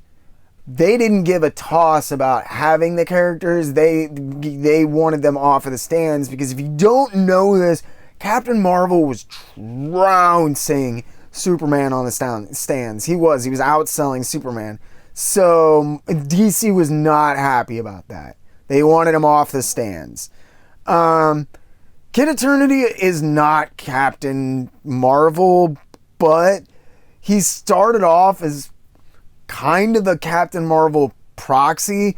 He was created by Otto Bender, and he shared a lot of stuff in common with the Marvel family. He possessed the ability to summon any person from like history or from fiction by saying their name and the word eternity, I think. Maybe it was just the word no, he had to say their name and the word eternity. So it was later revealed by Quality that he was actually the brother of Captain Marvel Jr. When DC took him over, though, they dumped that. And instead they went with like a slightly retcon version of his original history prior to tying him into Captain Marvel. So he sat basically dormant. They really did not do anything with any of these characters, including Captain Marvel, for many years. Now, Captain Marvel was in the 70s, but I think they might have even tried to reboot Kid Eternity around then. But he disappeared. Did not stick around. So then in 1991, Grant Morrison came along, and he did this 3-issue prestige format series. And Kid Eternity was like more of a lighthearted and definitely less serious character. Well, in Morrison's story, he's been trapped in hell, and he's working for the Lords of Chaos, trying to bring chaos to our dimension.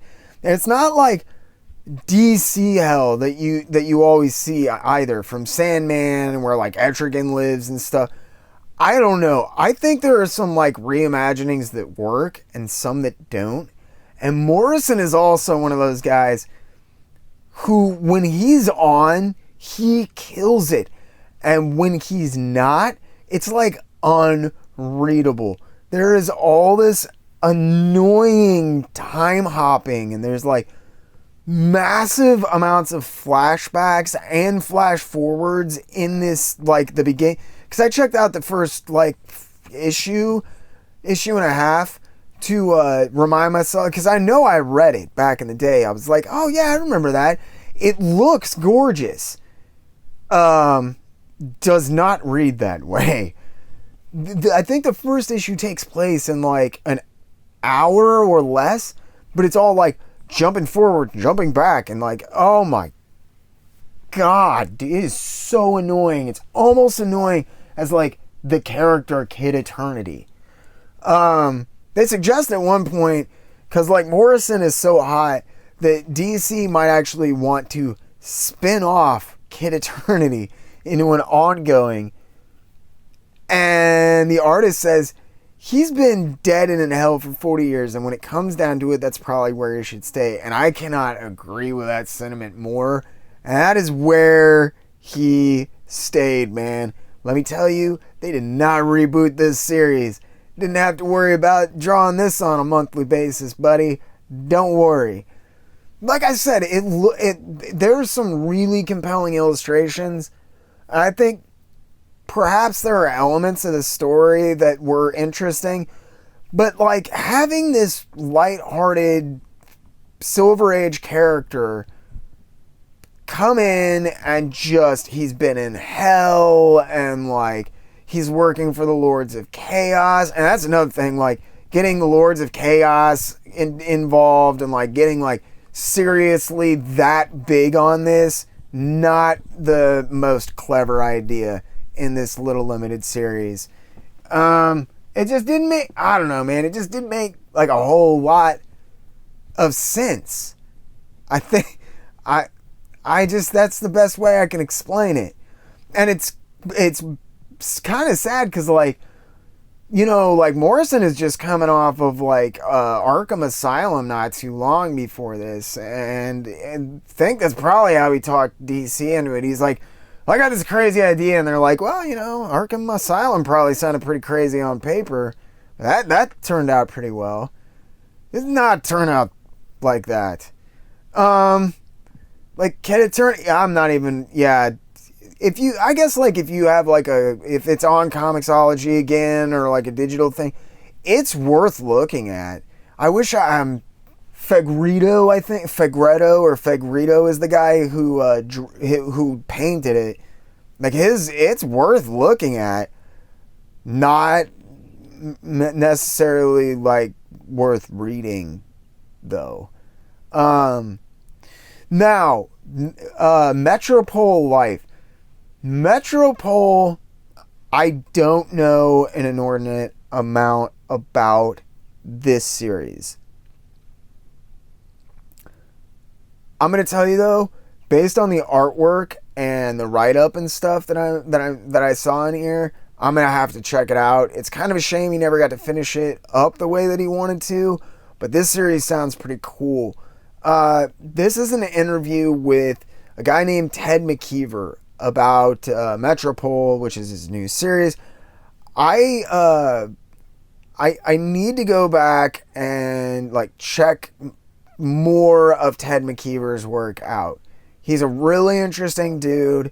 He faded in and out really pretty quickly from mainstream comics. He did a little bit of self-publishing.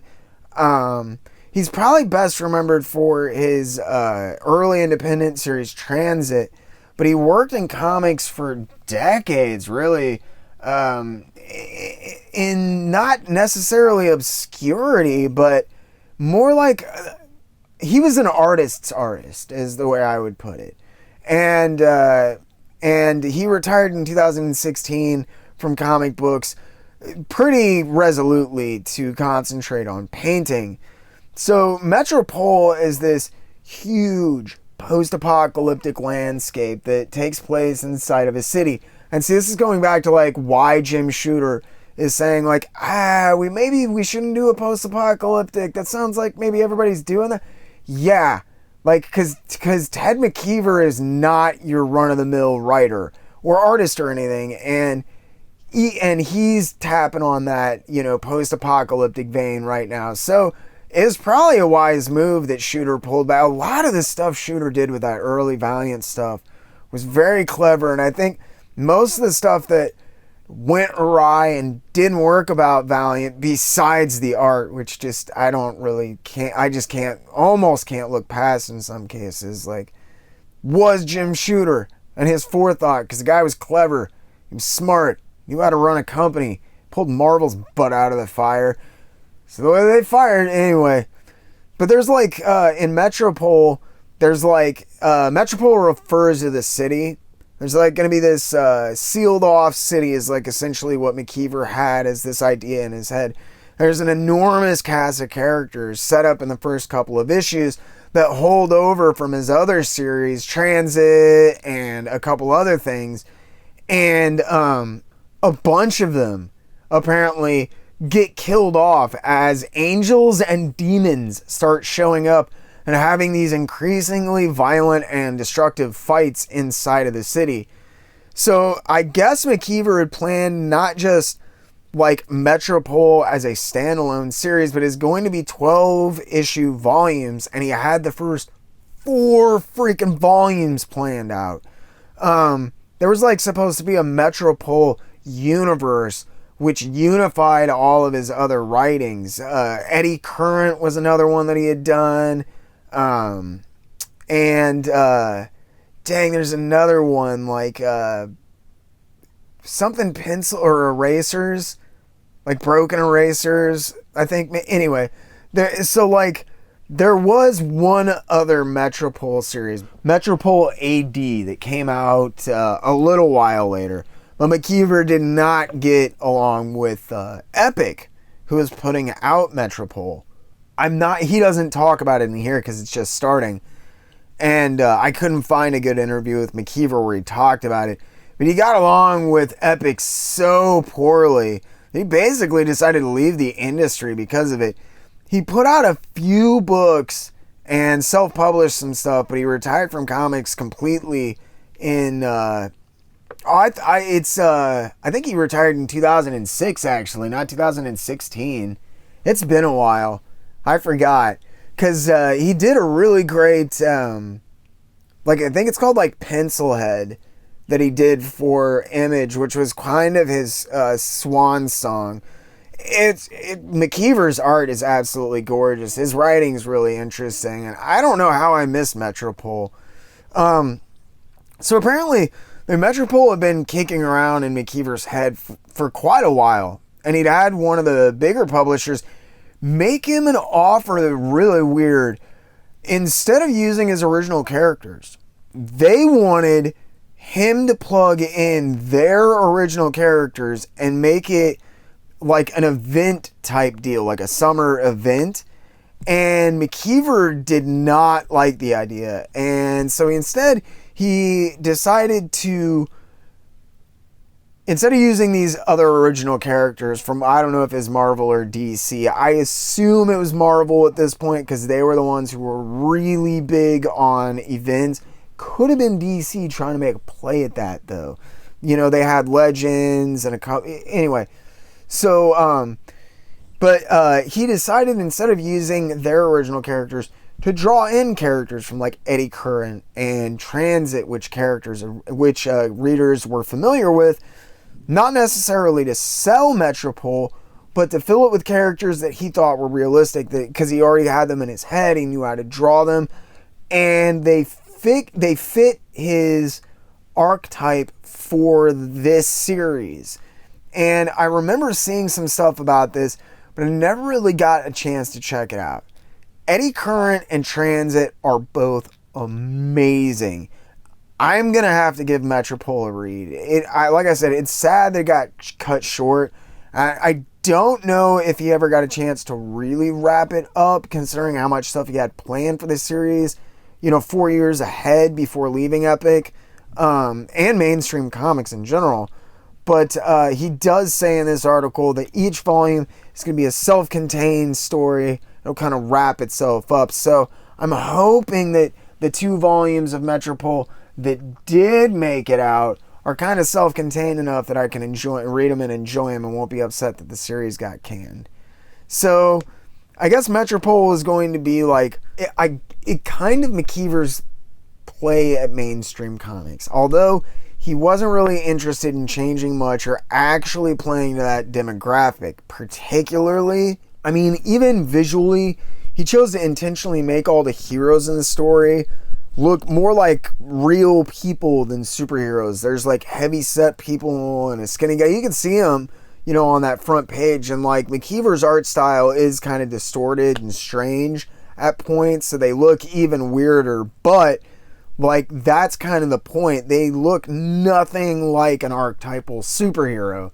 So McKeever basically says that he chose to do Metropole because he wanted to get back into a city landscape. And the city is the only main character in Metropole. So he definitely isn't lying. Most of the main characters are going to die off by the end of issue 4, I think he says. There was actually a couple of pretty interesting concepts. They're at the center of Metropole. They've definitely become almost tropes at this point, but they were very different at this time. The title of the book intentionally did not contain anyone's name to drive home the fact that everyone could die. There's this huge battle between good and evil wins, and people are stuck in this city with this demonic entity. And today, there's any number of comics that I can think of where the bad guys win or the bad guys have won, and we explore the fallout of that. But in 1991, this was something of like a unique concept, especially compared to most of the superhero books from Marvel and DC that were on the stands at this point before Image really hit it big, and weird books like the Max started creeping into people's like peripheral vision and having enough of a sales base that people kind of had to take him seriously. The design and his story both make me really want to read Metropole, though. If it's any good, I'll make sure to do an off the beaten rack about it when I find it for the right price. Okay, let's flip forward here again. So, even though he doesn't seem very interested in basically any mainstream comic book or the characters in them, he does show a repeated fascination with Steve Ditko's Spider-Man in particular. Spider-Man is a great character, but he was really different under Steve Ditko. He was scrawny, and when he had the Spider-Man suit on, he was weird looking, and Spider-Man was creepy looking in those first few issues. I mean, in the best possible way, but definitely creepy. Now, McKeever talks about how he would love to write for Spider-Man at some point, but doesn't really see that in the cards, and this is proven to be true. While I bet there's a lot of you who haven't heard of Ted McKeever, he is accomplished. He won a ton of awards, and he actually became a fairly well-known artist. He was really appreciated by a lot of people inside of the industry.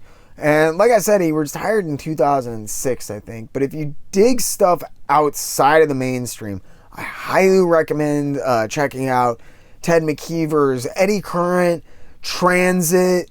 Metropole sounds interesting, although I cannot vouch for it. And I think it's Pencilhead that he did for Image in like 2004, 2005, right before he retired. It might have even been in 2006, like as he retired, but it's very, very cool to check out. The art is absolutely amazing. His writing is kind of strange sometimes, and so is his art, but it's totally worth checking out. So this is kind of cool. Kind of a weird piece. I'm going to say up front, I'm not a Game of Thrones fan. I know, start throwing the popcorn, but I just cannot get into that series. I didn't like the books, and I like the show even less. But George R.R. Martin is a name that has become like a household one at this point. And I spent years trying to figure out where I knew it from originally. Turns out I used to see it on some like old comics like Dr. Weird I was into, because that's like Jim Starlin's first work. And he had been heavily involved with the Texas Trio and with role-playing games that several of my buddies were into as well. And this article is about the Wild Cards universe. And the Wild Cards universe was co-created by Melinda Snodgrass and Martin. Is based on a long-running campaign that Martin set up in the Superworld role-playing game universe, I believe. The basic idea is actually pretty cool. So there's like this alien virus that breaks out during World War II that's called the wild card virus. It's called the wild card virus because it affects people in unpredictable ways. It gives some people like amazing superpowers and mutates other people into these like bizarre, horrible alien monsters. I remember hearing about it because I was always trying to get my buddies to run like superhero and superpowered characters in their campaigns. But I just wasn't all that into fantasy and sword and sorcery and stuff. They never did it, but I read about this in a GURPS book at some point, I believe. So the Wild Cards universe eventually spun off into novels. With more than 40 authors at this point. There's like 20 novels, and with the last one I know of coming out in late 2020, is very much still alive. There have been rumblings of a movie or a show of Wild Cards for years, and that's exactly what this article is about. I guess Martin and Snodgrass, I don't know if they thought they were close to selling the show, but it's weird to see an article like this about something that hasn't even really been optioned yet. It goes to show you just how far they were reaching for comic book movie and television stories back in the day, and how annoying it got to read this stuff sometimes.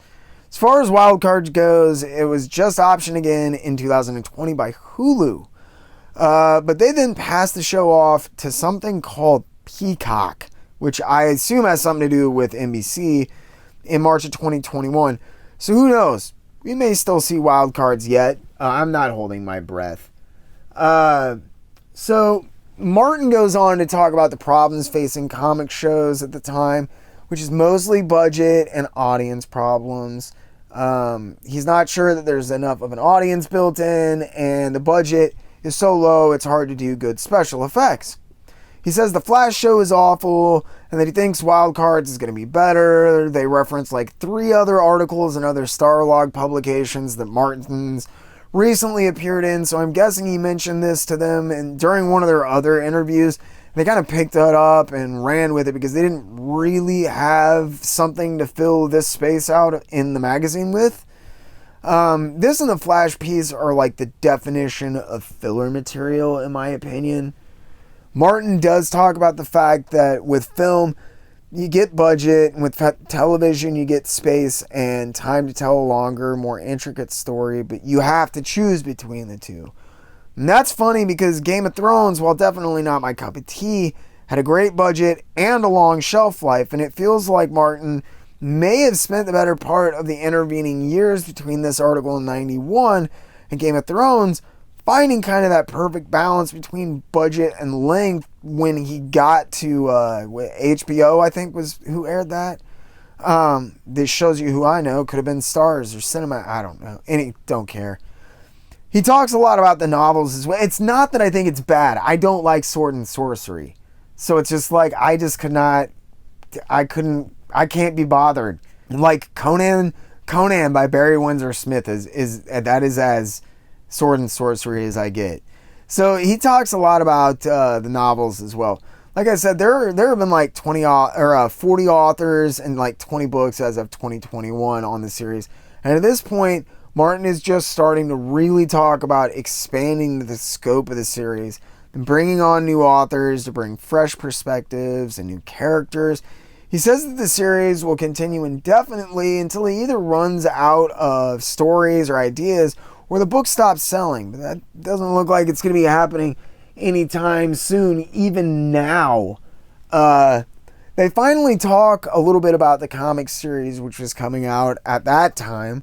It was a 4-issue mini, and it was supposed to lay the groundwork for the Wild Cards comic universe. Martin says if they do a second series, that one will be all original material written for the series, not reused or amalgamated material like the current series is. The current series used some new material, some pre-existing material, and then a lot of the origin story and just kind of like mishmash stuff together. He says that he doesn't really think that there's much interest in the series though, because the comic industry is just too insular and it doesn't pay any attention or heed to like novels or science fiction, and he's right. This started to change in a big way, I think, with guys like Joe Hill and a few other people, but there's just now beginning to be a real intermingling of comic books and novel writers and books and comics and bookstores on a large scale. Comics are being adapted to models that combine the best elements of both graphic and traditional novels, but that's not really what they're playing at here. That's not what Martin is playing at here. He makes a few underhanded comments about the industry before admitting that one of the motivating factors behind creating Wild Cards was because a lot of them that worked on these books had wanted to write superhero comics, but not necessarily in the Marvel and DC vein, and this was kind of their workaround. The comic series definitely never caught on, and there was never another series. But with the recent Peacock announcement and all the success that Game of Thrones saw, plus all the comic adaptations these days and the success of like the The renewed interest, at least, in stuff like the Mortal Kombat comic books and that kind of stuff. If there is a wild card show, I would be very surprised if we don't see another comic book series come out of that. Okay, so normally I just wouldn't even give a toss about this article, but the artist on this series happens to be a guy named Phil Foglio. Now, Phil Foglio was kind of an obsession of mine back when I played Magic the Gathering, and he had a number of long-running strips that appeared in Dragon and another magazine called Duelist. And the owner of the local shop, here where I live, I buy my comics weekly, is friends with one of the creators of D&D, and he has a ton of original art from a bunch of these magazines up in the shop, and there's a few Phil Foglio originals among them. They're gorgeous to look at. He has like a very cartoony, exaggerated, over-the-top Frazetta at times feel. I always felt like his rounded lines were heavily influenced by the works of the studio and guys like Wrightson and Jones. They collected most of Foglio's work for both Dragon and Duelist, plus almost all of his other role-playing related comics and trades over the years, a fact which I had no idea of. I would check them out, but this article is about a mini he did for a DC series called The Angel and the Ape. I didn't know he had done any work for the Big Two, but it turns out he had also helped plot the Plastic Man miniseries that DC put out in 1988 to 89 that was supposed to be the reintroduction of Plastic Man to the DC universe following Crisis on Infinite Earths. That is absolutely horrible and did not work. He wrote and penciled this mini, which was also a reboot of some old DC characters, and I was super excited to check it out. I'm a big fan of Foglio's style, but man, these comics are like, they're terrible.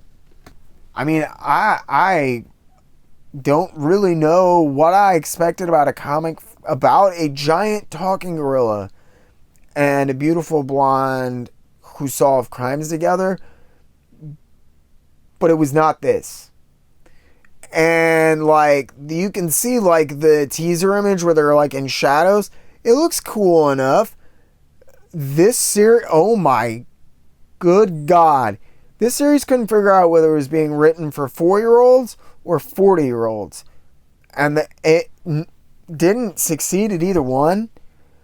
It is terrible. So, I guess Foglio had been dreaming of doing this series for quite a while, according not only to this interview, but judging by the fact there's pinups as far back as 1988 in the backs of that series. I'm guessing he'd been cooking this up for a while, but it's bad. So Sam, the talking gorilla, and the titular ape never had an explained story for where he came from, as far as I know, because he's a pre-existing DC Silver Age character. But Foglio cooked up this scheme to have Sam be the grandson of Gorilla Grodd and kind of shoehorn him into mainstream DC universe proper. I would have thought the series would have looked a lot better. It was just disappointing, like in all regards. And that is coming from a Foglio fan too. I don't know. This series also brings in the old team, the Inferior Five. And it retcons one of their members, Athena, into being the sister of Angel, the other main character from Angel and the Ape. The plan was to do an Inferior 5 mini spinning off of this. He says he's got the green light for it, but I get the feeling that things didn't quite go over as well as Foglio or DC had hoped, and that series never happened. Foglio was either desperately trying to tie this book into mainline DC continuity himself, or the editors were making him do it. And either way, this book suffers for it seriously. It doesn't look great, but like the writing and the story is so absolutely god awful. I could hardly finish it. Like Gorilla Grodd, so like Sam is like the talking gorilla is hanging out at a well, first they give you like a little background, which is like I think 3 pages, where Angel, Athena, and their father, which are like explorers, are out in this jungle. Angel can't lift this big stump that's on the ground, and Sam offers to help her. He moves it. There's a snake underneath it. It's a black mamba. It bites him. And so Angel's dad comes, gives him anti-venom, and then it just flashes forward. Like you're like, okay, so that's... I thought that was going to be Foglio's, like, okay, here's where, Sam came from. She found him on this trip, and that's kind of his... No. You find out that, like, Sam has the ability to make himself look like a person, to like a normal person, to other human beings when he's walking around on the street by using like mental powers. But every once in a while he gets frazzled and his concentration will break and he stops. It's called broadcasting. He stops broadcasting, and like people can tell that he's a giant walking, talking gorilla. It really freaks him out. It's not good for him. Obviously, because they're always trying to mess him up and whatnot and arrest him. Foglio's idea is that this is because he's related to Gorilla Grodd. When he starts showing signs of like mental telepathy, because everybody in Ape City hates Gorilla Grodd so much, they start like ostracizing and ridiculing Sam, so he leaves and goes out on his own, and that's when he meets Angel, and they become friends. And then you get this series, and like Gorilla Grodd shows up, and he has this thing called the Green Glob, and yeah, it's called the Green Glob. The Green Glob has some sort of connection to Oa and the Green Lanterns and the Manhunter. It is an absolute train wreck, just like this article, because we have to flip forward again. Why are you doing this so near to the end of the freaking magazine?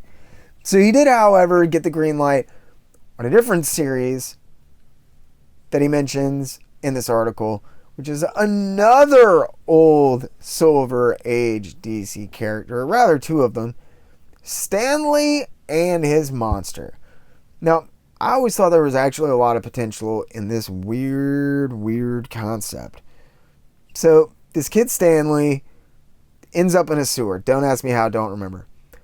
But he sees a monster there, and like, it is super scared of him.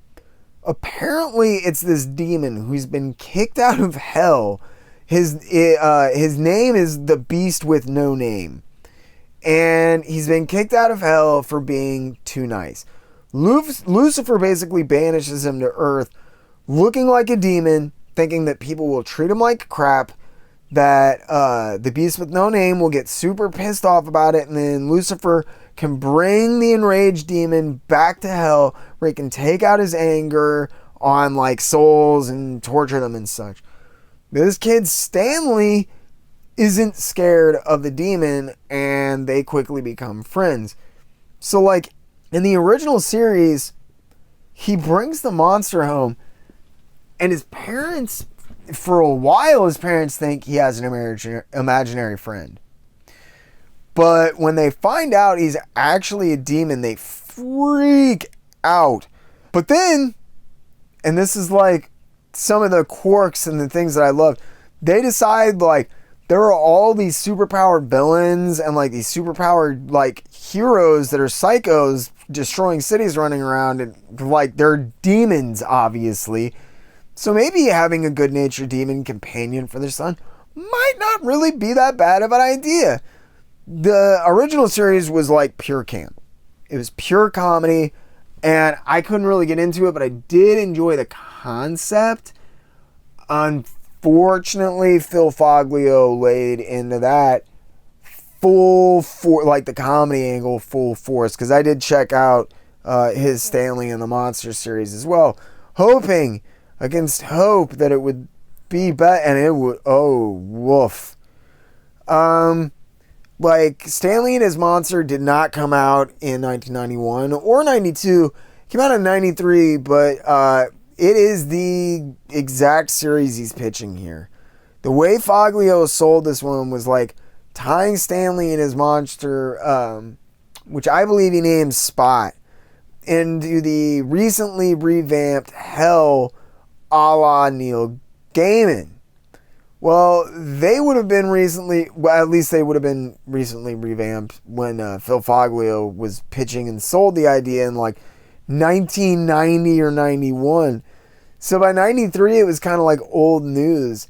And if you thought The Angel and the Ape was bad, Stanley and his it is one of those series that no one remembers, I think.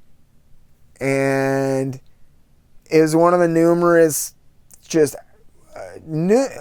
almost innumerable reboots and reimaginings that were like all the rage for a while there. Like, some of them, like Kyle Rayner, worked, but most of them,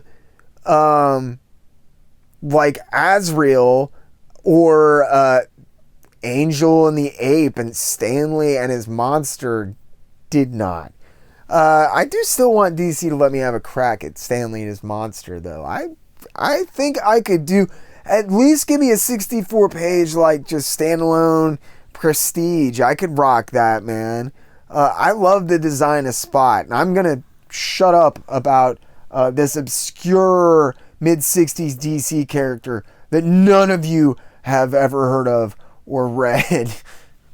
Like, they spend all this time on Angel and the Ape and Stanley and his Monster and the Inferior Five, and then this last two paragraphs has more info than the entire rest of the article combined. Like, Foglio has just started his own publishing company called Palliard Press to collect and release his work, like the strip I mentioned for Dragon Magazine and Duelist. He's also doing his own series, XXX, like, it's triple X Xenophile. I'm going to admit that after having wasted time reading both Angel the Ape and Stanley and his Monster, I did not bother to check out Xenophile. I have no clue what it's about, but with triple X in the title, I can only imagine it. It's an adult book. I just can't get into adult books for one reason or another. They're not bad or anything, they're just not my cup of tea. But Foglio is putting out Xenophile, and he's collecting his old strips, and he's doing illustrations for a series of novels, and he's doing Magic the Gathering cards. The dude is super busy. And this article focuses on all of this trivial, terrible comic work he's doing. It totally glosses over the far more interesting self-published comic book and strip material that he's putting out. Foglio wouldn't really reach the height of his name recognition until he started doing Magic, like, I think maybe a year after this, if he hadn't already done just a few of them. But Magic definitely wasn't, what it would become by 93, 94. That's how I found out about him, actually. I would reckon that most of you who have heard of Phil Foglio, it's probably not because of his stellar work on Angel and the Ape or Stanley and his Monster, but it's probably because of his work on Magic the Gathering. So this is a really long article about the film release of Akira here in the US. It's just like it's starting to hit theaters and kind of roll out to an American audience at this point. Marvel had been releasing Akira for a while through Epic since 1988. But the animated movie is what really kicked things off for Akira in America, and really for manga and Japanimation in the mainstream here in the West. The article, though, doesn't have much to say. It mentions that Akira was the first ever animated film in Japan to be done where they actually synced lip movements with voice acting. I didn't know that, but that's about the level of information you get spread across 5 pages. It's sad because they're actually talking to Katsuhiro Otomo, and for whatever reason, there's more time spent describing Otomo's entourage than actually talking to Otomo or about Akira in general. Apparently, Otomo does have like an entourage though. There's guys there like filling his tea, and he has a personal interpreter that he brought along. Like, Otomo is an incredibly talented guy, but it's funny to think of them describing him like royalty or something here when he's such a quiet and down-to-earth and unassuming guy. Akira absolutely changed the way most of us saw animation here in the US. And I can say that I definitely went and I checked out the Epic reprints, and then when that got way too expensive, I gave up for a while and ended up reading the Dark Horse reprints of Akira. It's an amazing story and it's a great movie, and they don't really talk about it. The one cool thing they do manage to print in this thing is that the colorist for the Epic reprints, while the Dark Horse reprints are in black and white like they were originally seen for the most part in Japan, Otomo did several color pages for each issue. And Epic reprints were all in color. And they were done by none other than a man named Steve Oliff. Now, if you do not know about Steve Oliff and Ollie Optics, then I will suffice to say the dude was a wizard. Still is. In the days before computers, Oliff was the guy that was behind most of my favorite color jobs. Like, in the 1980s especially, his work on the Max alone is amazing enough. He basically could have retired then and there and been a legend. But if you need more proof of how good that guy is, Otomo has a quote about how Marvel had sent him color samples from tons of different guys. And among all of them, Steve Oliff stood out heads and tails above the rest. So Oliff's work, I hope to land an interview with him at some point. But if you ever get a wild hair to check out some mind-blowing color jobs, get on the Grand Comic Book Database and look up Steve Oliff. Oliff won the Best Colorist Eisner Award in 92, 93, and 94, and the Best Colorist Harvey Award in 90, 91, 92, 94, and 95. It's like, I remember seeing Steve Oliff's name in The Death of Captain Marvel and God Loves Man Kills. He did the colors for Bill Sienkiewicz's first Marvel interiors on the Moon Knight backups and the Hulk magazine. Actually, his first colors for Marvel were on Sienkiewicz's first story in Hulk 13, and I think that was Sienkiewicz's first interior work for Marvel. I think Sienkiewicz and him got along well because he also did the colors for that amazing Moon Knight cover on Marvel Preview 21 that features inks by Klaus Janson and is quickly becoming a highly sought after classic cover at this point. And he did all the colors for the Moon Knight Classics reprints that collected all of that stuff a few years later with new covers by Bill Sienkiewicz. He even colored Captain Victory. He did Star Slayer, where the Rocketeer made his first appearance as well. Like, Steve Oliff even contributed the colors for the cover for Bernie Wrightson's Master of the Macabre miniseries, if you've ever seen that. And this is all before the computer coloring came along, and he really made a name for himself with Ollie Optics. His other early credits include Mr. Monster, a number of stories for Alien Encounters, and Howard Chaykin's amazing Times Squared, plus a ton of other stuff. By 1988, though, Steve Oliff had been experimenting with coloring things like with computer coloring techniques, and he sent his samples in, and they caught the eye of Katsuhiro Otomo, who selected him as a colorist for Epic's Akira reprints. To do this, though, Steve Oliff had to convince Marvel to use digital coloring for the first time. It turned out amazing. Even if I do still prefer the original black and white manga better, Oliff hasn't gone anywhere either. He's still around and working as of today in March of 2021. He did a number of Green Lantern issues last year, and he did some work on at least one page in Marvel 1000. I know he had a strip called Armature that ran in his local paper for a long time, but I'll admit I never really kept up with it, as I was way more into his colors than anything else. And yes, I'm aware that I successfully managed to make like a 5-page long Akira article about the Max, because everything is about the Max. You just don't know it yet. Okay. So this is basically it. This is like where we're gonna leave off. I don't want to get too much into this. I don't want to spend too much time here, but there's a few interesting things. This is a list of movies and shows that are supposed to be coming out. The big headliner is Black Hawk by Dan Aykroyd. That was super weird. I never heard of this one. There's a reason for that, and it turns out Dan Aykroyd and Steven Spielberg were in talks at one point about doing a big screen adaptation, with Aykroyd handling the script and acting in one of the roles, although it was never decided which one he would be. Not the lead, but maybe the villain. But I don't think it ever really got rolling. There's a listing for the upcoming Addams Family movie. That one didn't get messed with too much. There's a listing for an Avengers and an Ant-Man film.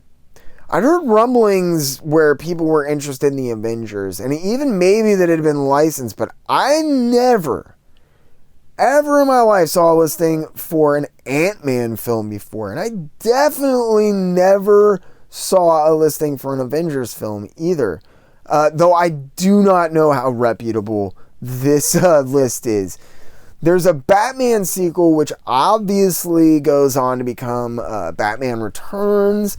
They have a listing for the upcoming animated series of Batman, which would obviously be the groundbreaking Batman the Animated Series.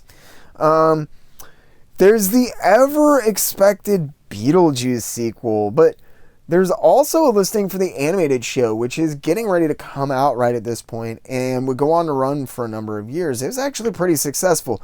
I liked it. It tinkered with the character. It turned Beetlejuice into like a good guy, but I still liked it. I loved it as a kid. I thought it looked great. Oh yeah, they mentioned the Captain America film, and they also have a listing for Doctor Strange. They have a listing for the Roger Corman Fantastic Four film, which was shockingly like one of the very few films here to actually come, one of the few comic films here to actually come out. There's the Far Side animated special, which is absolutely astounding. If you are a fan of the Far Side and you have never seen Tales from the Far Side Part 1 and 2, I highly recommend checking it out. I've never heard of it, but I guess the strip Kathy was getting a television show. I remember when like Dilbert got his own show, and there was a while when cartoons were big enough that people were kind of taking some chances with them as far as adaptations and stuff. And speaking of which, Chip and Dale Rescue Rangers is getting ready to start, and American Tail sequel, and the American Tail sequel 5 Goes West is listed as in production. Then there are two odd ones. There's rumors of a Deathlock movie.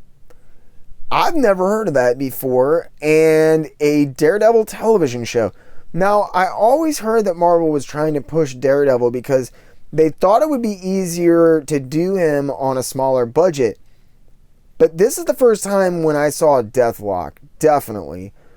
It's the first time I've ever seen any actual rumblings about a Daredevil show.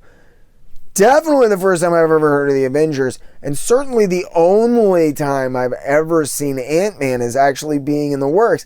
And I don't know if I really buy many of these projects that seem kind of questionable, because right in the preface to this, they say, like, not all this stuff is going to come out. And they don't give you, like, jack for info. This is all just jammed on, like, a page and a half in the back. And yes, it's flips over onto the next page because these people are chimpanzees and cannot... Actually, I wouldn't insult a chimp like that. They would notice that this was garishly laid out. Just make this, like, stupid comics reporter Blackhawks business thing a full page like you want to because it's Dan Aykroyd, and then make the other side of the page the listing because they're each half a page. It's so ridiculous. And this is also, like, definitely they're reaching, you know. I mean, the Blackhawks story, like, Aykroyd makes a joke that he forgot he was working on it and he hasn't written word one. That's their headline story. So there's Beetle Bailey and an Archie movie being talked about. I knew Archie had something kicking around for a long time. I think they might have even done, like, I think it was maybe a backdoor pilot, right around, maybe it was this that they're talking about that got turned into, like, a TV, backdoor pilot or something. But I know there's an Archie thing that came out right around this time.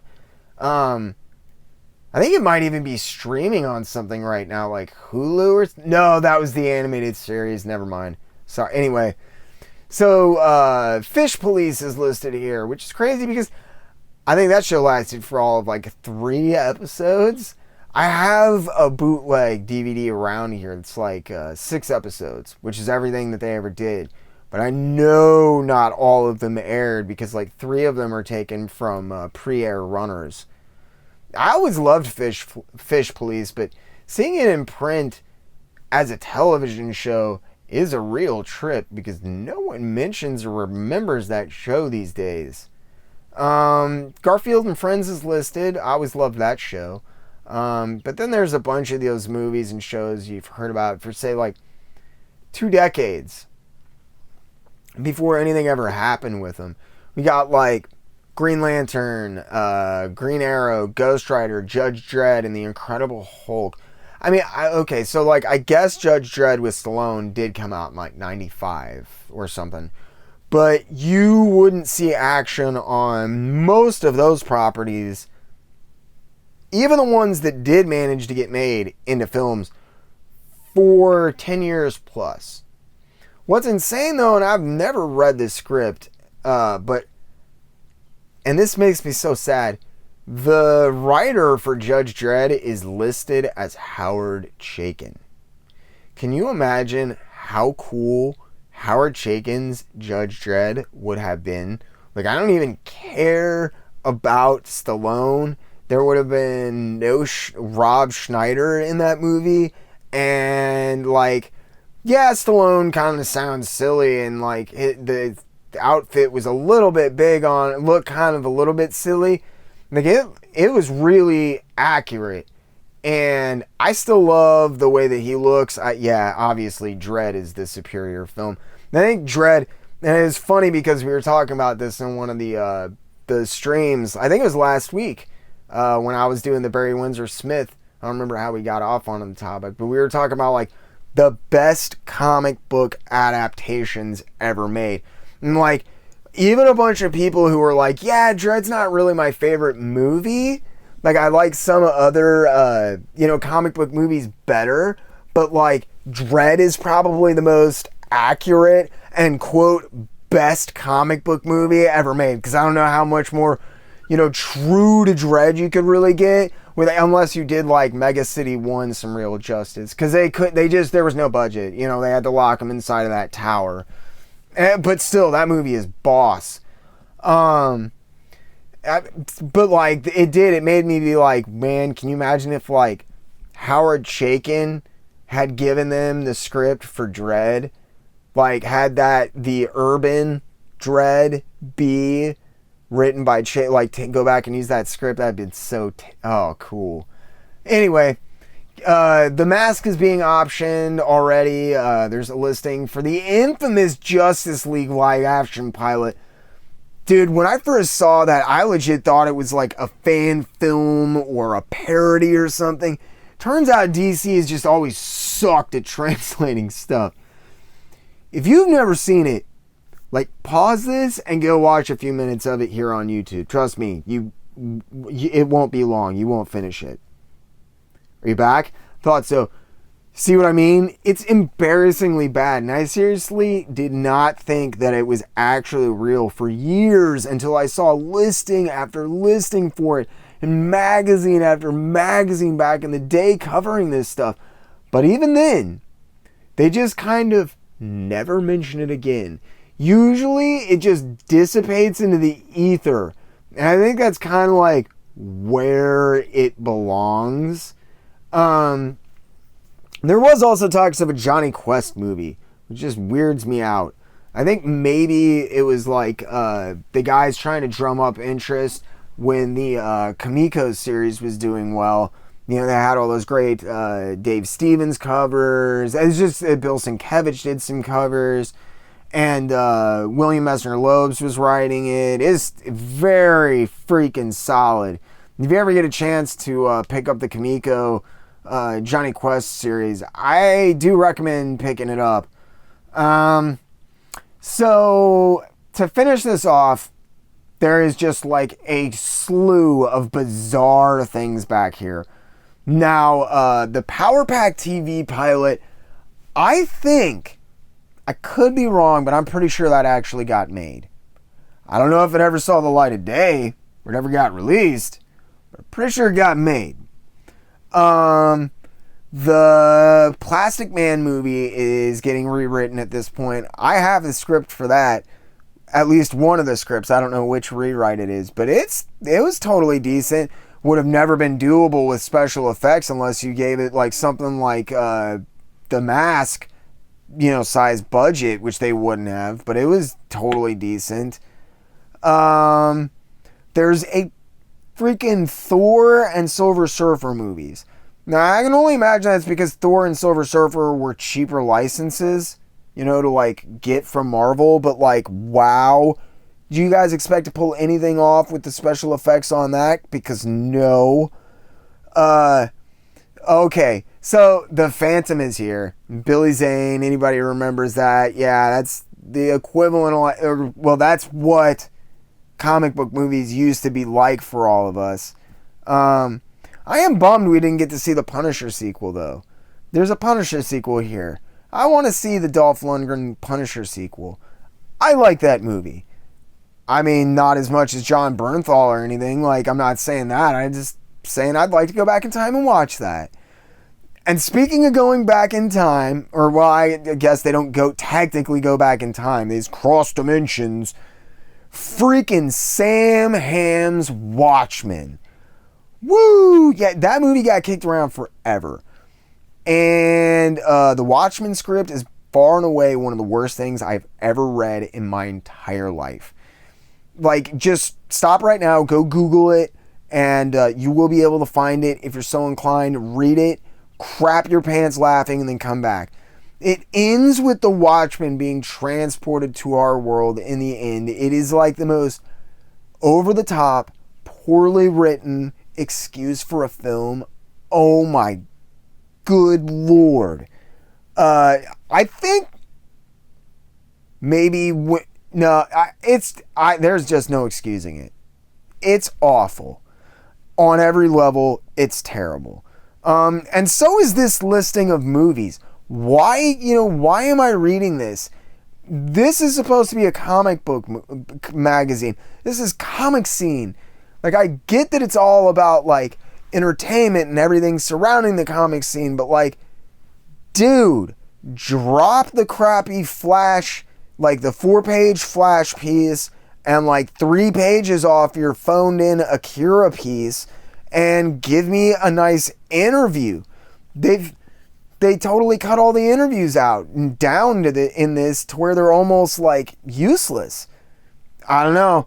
This is reminding me where comics. This is reminding me what I thought of when I thought of comic scene.